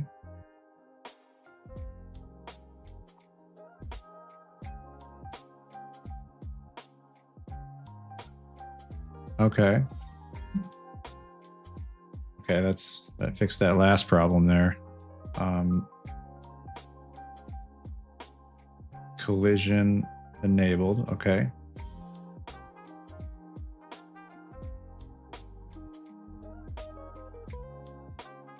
Okay. Yeah, we're back to where we were previously now. But yeah, it's still not following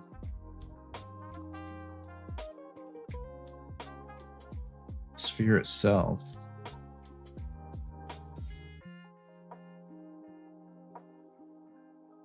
A skeletal mesh root is kinematic. Okay.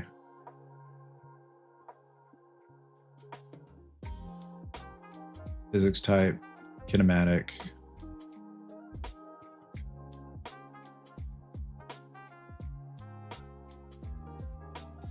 Okay.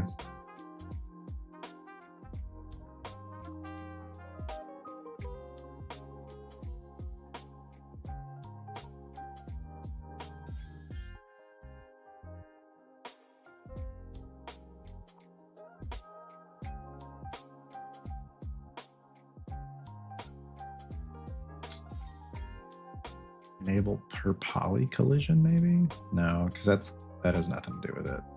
I am just curious to see what that even does, though. Oh, that completely disables that dissimulation. Yeah, I don't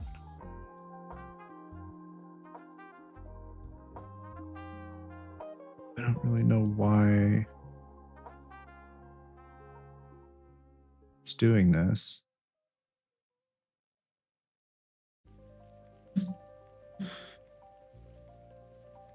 some reason, my collision complexity got changed to simple as complex, so I undid that. Okay, collision complexity in the skeletal physics.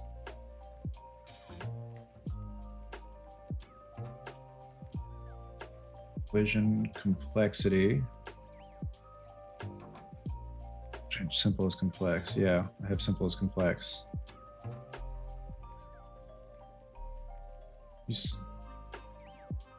So did you simple and complex, or just project default?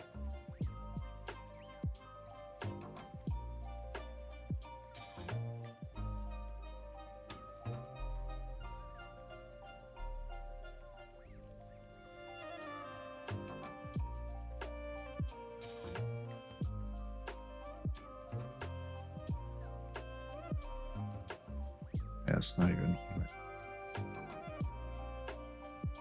And complex, maybe. Oh, just default? Okay.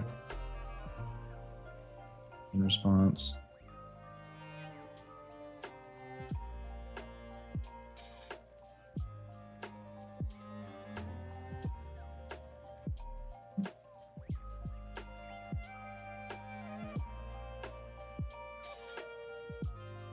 So are you saying that that the skeletal mesh in your test is following the static mesh?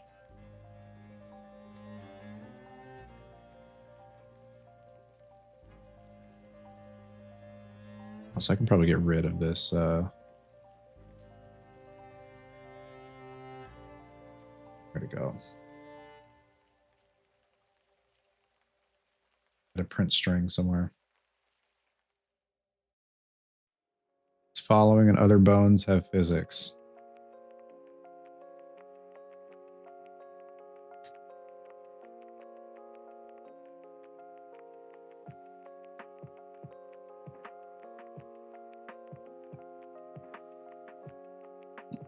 It's following and the other bones have physics.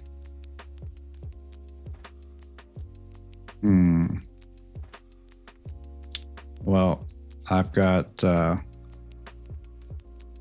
one thing to say to you. Just wait.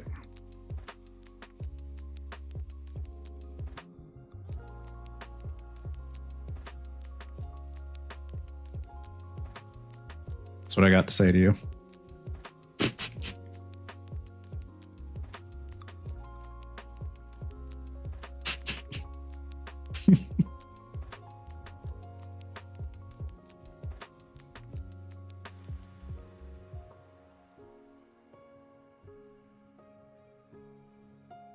Yeah, I don't know what the problem is.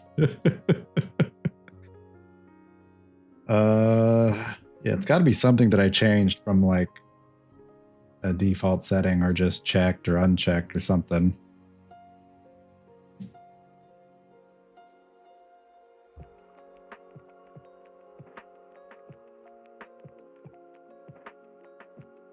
Can you send me your mesh? Yeah. Let me see. I can just put it on Drive real quick and give you a download link. Oh, girl. Wrong time. Hi.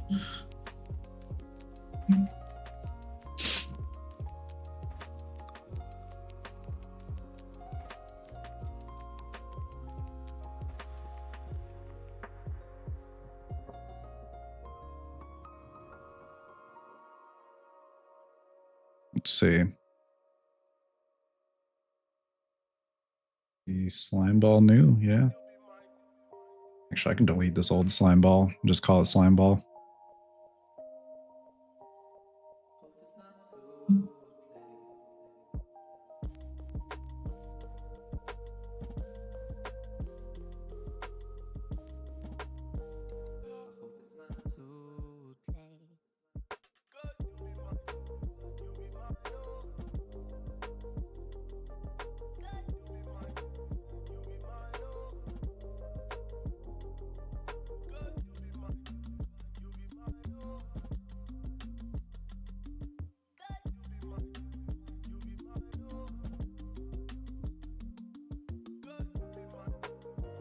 And then I will put that in chat.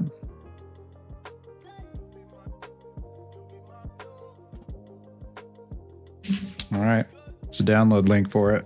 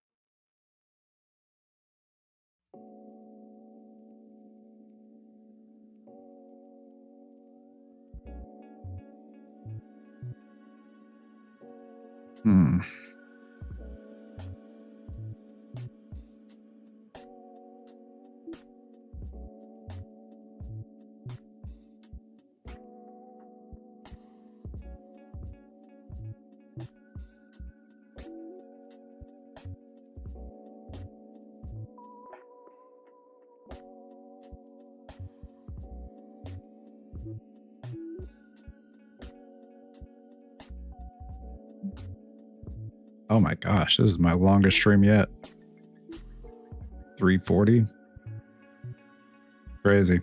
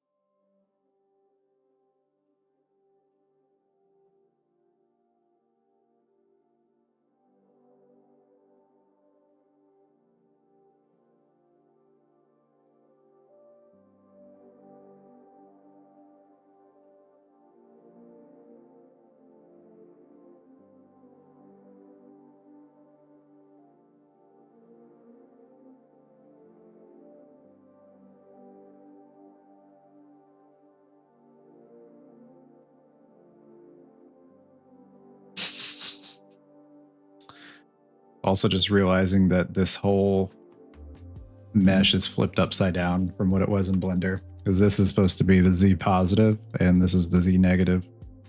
Yeah, it's upside down. That's funny. I don't think it makes any sort of difference, but interesting that it essentially flipped the asset. Z positive, right? Yeah, Z positive. Interesting.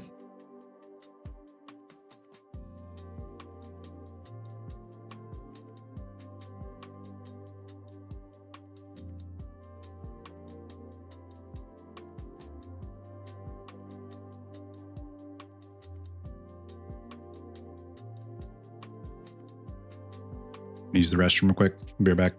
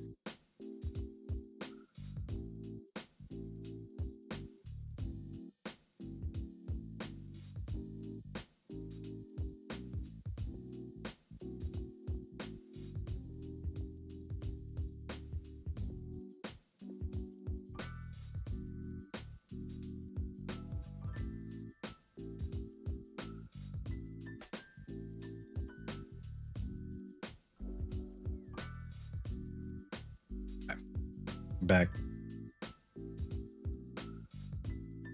Back up here.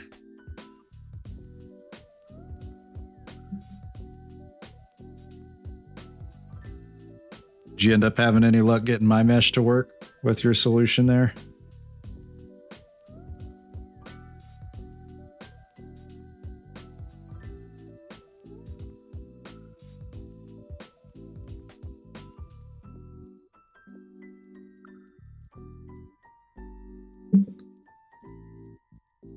Yeah, because the only other thing I can think of is just like updating the skeletal mesh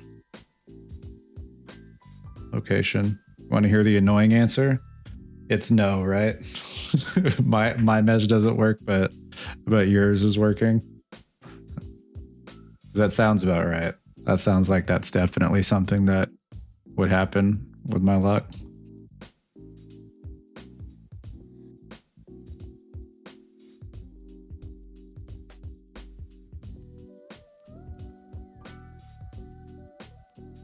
It works? Okay, so it's not my mesh. It's my logic. There's something different here that I'm doing that you're not.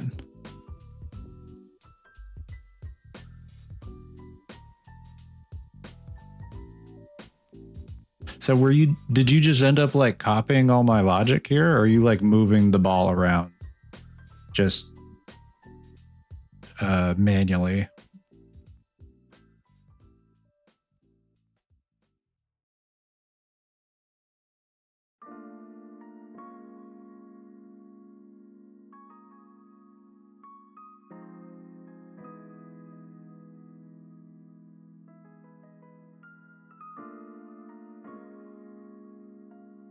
Just dropping it onto a ramp. Gotcha. Okay. That makes sense.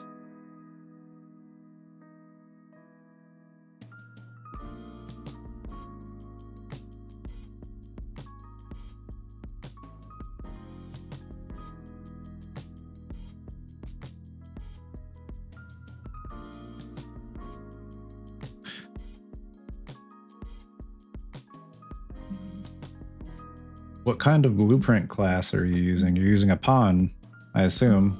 You're just dropping it. Let me go ahead and... Oh. Yeah, it shouldn't have a camera on it.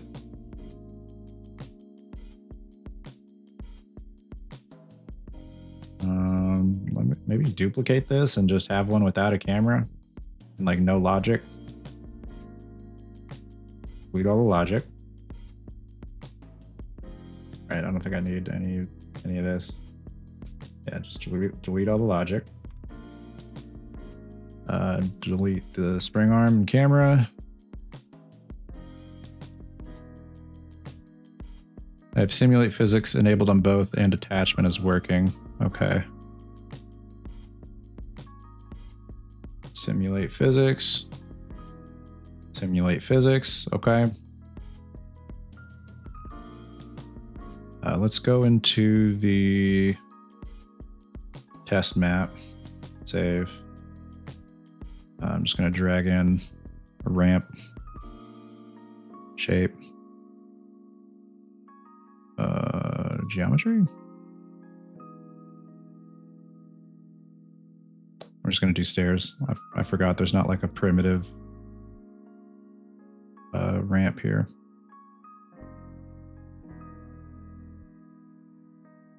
Your cat is very clean. Oh yeah, she is cleaning herself there.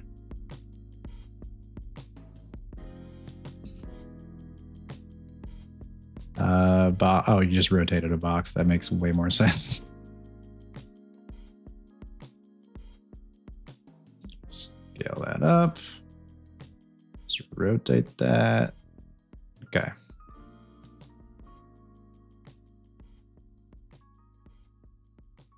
Bring that down. Player. All one. Bring that up.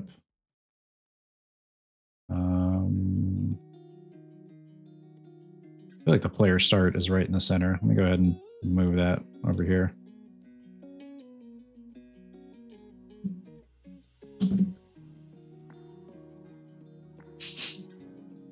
It's following it. It's attached. Sort of. But it's not staying in place like it is with the... Also, it wasn't doing that on the other map. Why is it like... It's like moving.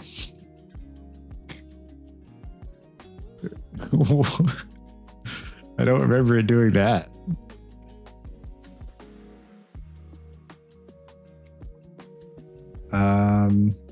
So let's try level map 2, save. Oh yeah.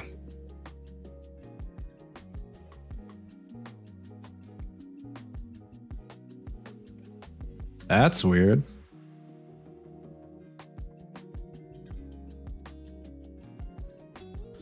It's not doing all that in the test map. It's like it's doing some other real funky stuff.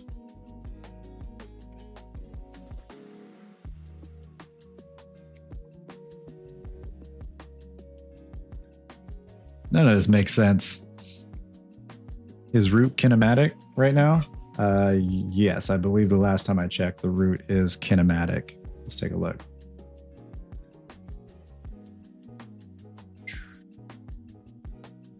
Kinematic, yeah, physics type is kinematic. We update kinematic from simulation? Because you never know. I doubt that's it. No, that changed absolutely nothing.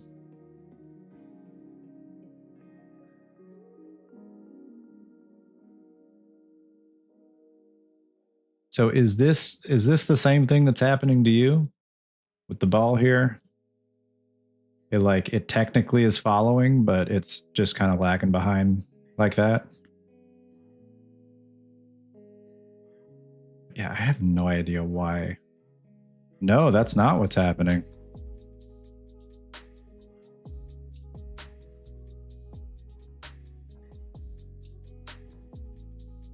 Root is kinematic.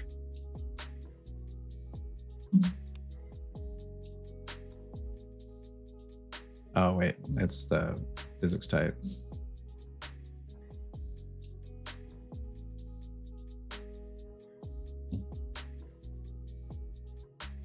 Yeah, these are all on default.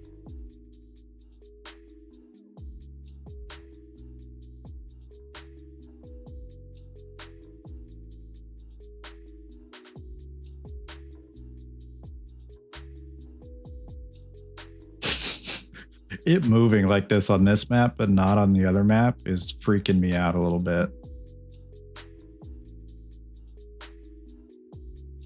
Like I'm getting some symbiote vibes from this thing. Yeah, I don't know why this is doing this.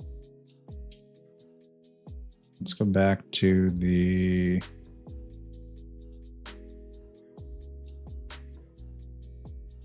So you just have pawn, default scene root, sphere, slime ball.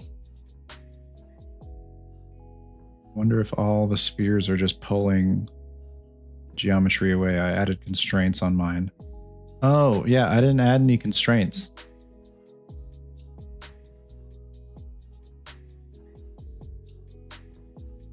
Did not get to that yet. Like you added constraints to all of these here in the physics asset, or did you add constraints here in the blueprint?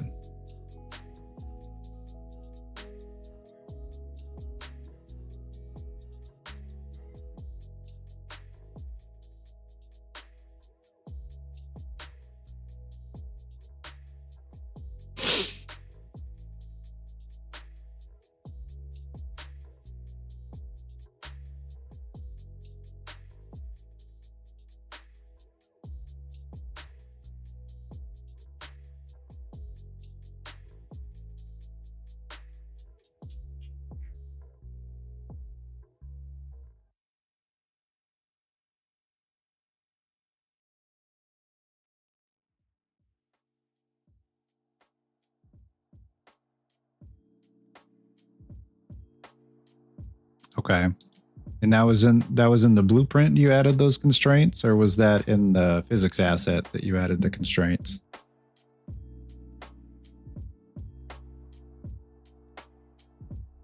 I put them in the physics asset. Okay. Then that's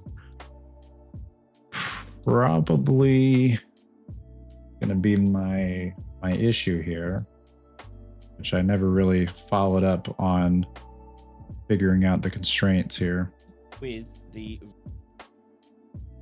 Just add one to each and set everything to locked. Okay.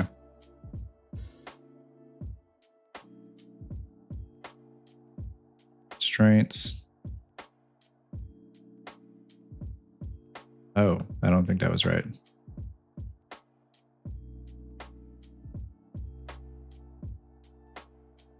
Select root, okay.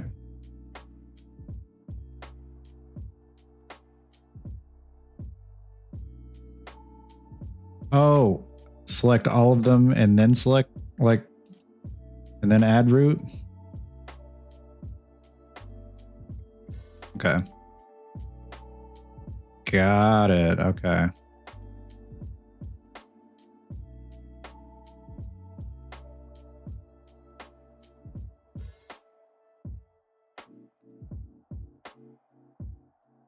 Oh, look at that. Is this more in line with what you're getting?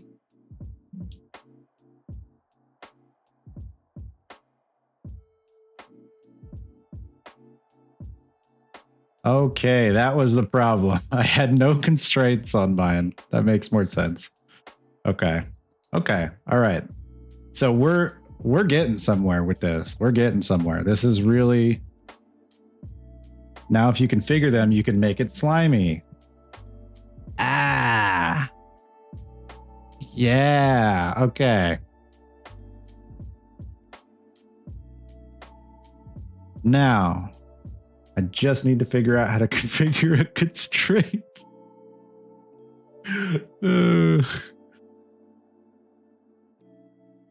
Okay, let's see here. I assume there's got to be like a setting. No.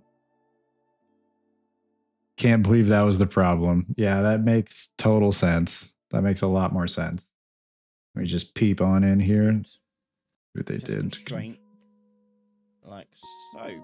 And now, if you've ever used any of the physics constraint components in actors before, this works exactly the same way. On the right hand side, you've got different constraint transforms. So this is where it's going to be placed, rotated, etc.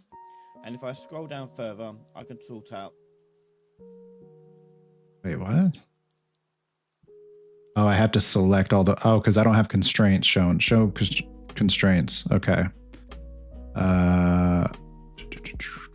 Show bodies. Yeah. Disable that.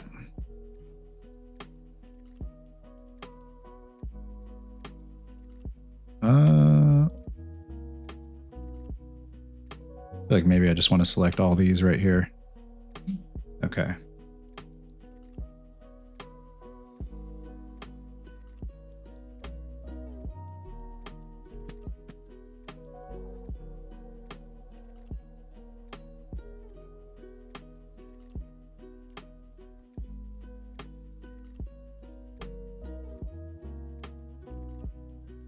Projection.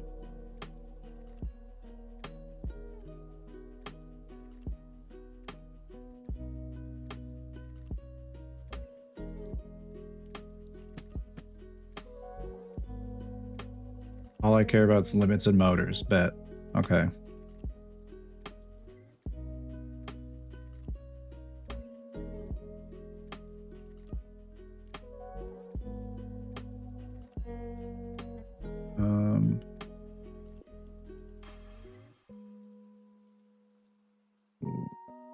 Limited, maybe?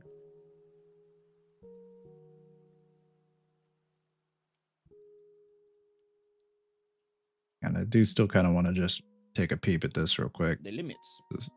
So on a constraint, it's rotational limits. So I'm going to go to the swing 1 here, and swing 2, sorry, and lock that. Oh no, that's one I want 3. This one I want to be locked, I think. Yep. So swing 1 locked, and twist we want to also lock.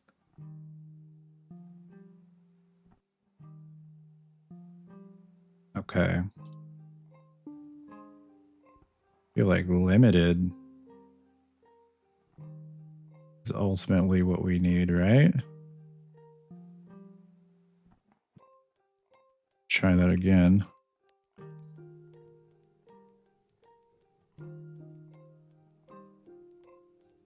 In this context, you want all locked angular. Okay, okay.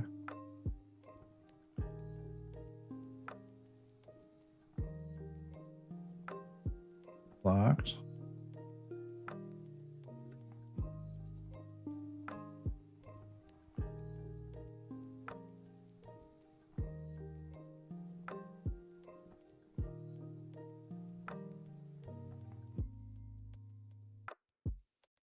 Okay. It is kind of gelling a little bit.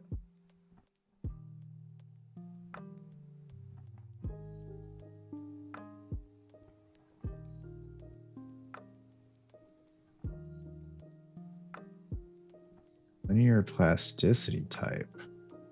What does that do? The linear limits will define how far it can move. Okay. I'm gonna go back and just leave that on free. Okay. So linear limits. Limit. Limit. Limit. Let's try 5. Just, no, not 53. 5.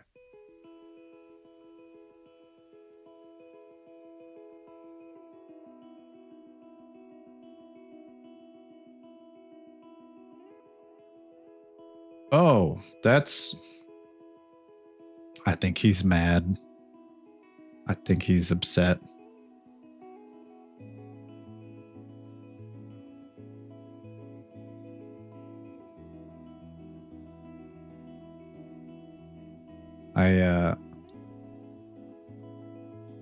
I don't think he likes his limits played with. there's a tedious thing you'll need to do. What's that? I'm interested to see what free looks like. You want to rotate each constraint so it faces its respective sphere. That does sound really tedious. You're right. You're absolutely right. But it will be done. Oh.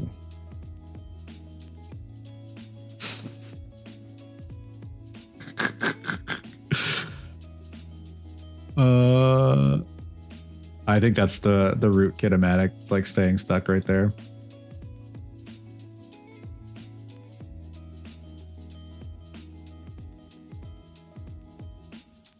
Oh, wait, no, let's go back to limited. 50. Just for funsies.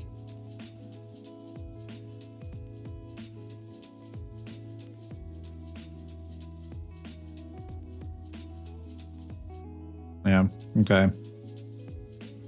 That is going to be a lot of work, isn't it?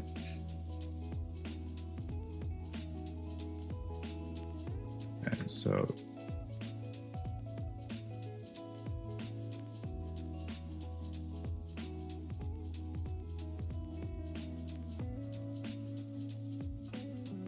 Oh, man. All right. Well... I think I might save this task for next week because a lot of little tedious micro movements I'm going to have to make and adjust and test over and over again until it feels right. And by that point, it's probably going to be well past midnight over here, I'd imagine, on Central Time. But yeah, I think this is a good spot to call it. Constraints will probably be a whole day task. Okay. Yeah, that's going to be the entire next stream and maybe even the subsequent following streams as well. So, yeah, for now, I think we've made a lot of progress. Obviously, with your help largely contributing to my overall progress. I'd say largely as in like 90+% of the progress I've made is with your help. So I always appreciate you, man. Yeah, I don't think there's really anything else that I'll need to do for right now. I think the next thing is just going to be trucking on ahead with messing with the constraint. So yeah, I appreciate you, man. Good luck on your winch project that you're working on. Hopefully you're able to get that sorted out, because that also sounds, I'd imagine, like a lot of physics constraint tediousness. Might not be, but if I had to guess, that's what I would assume it is.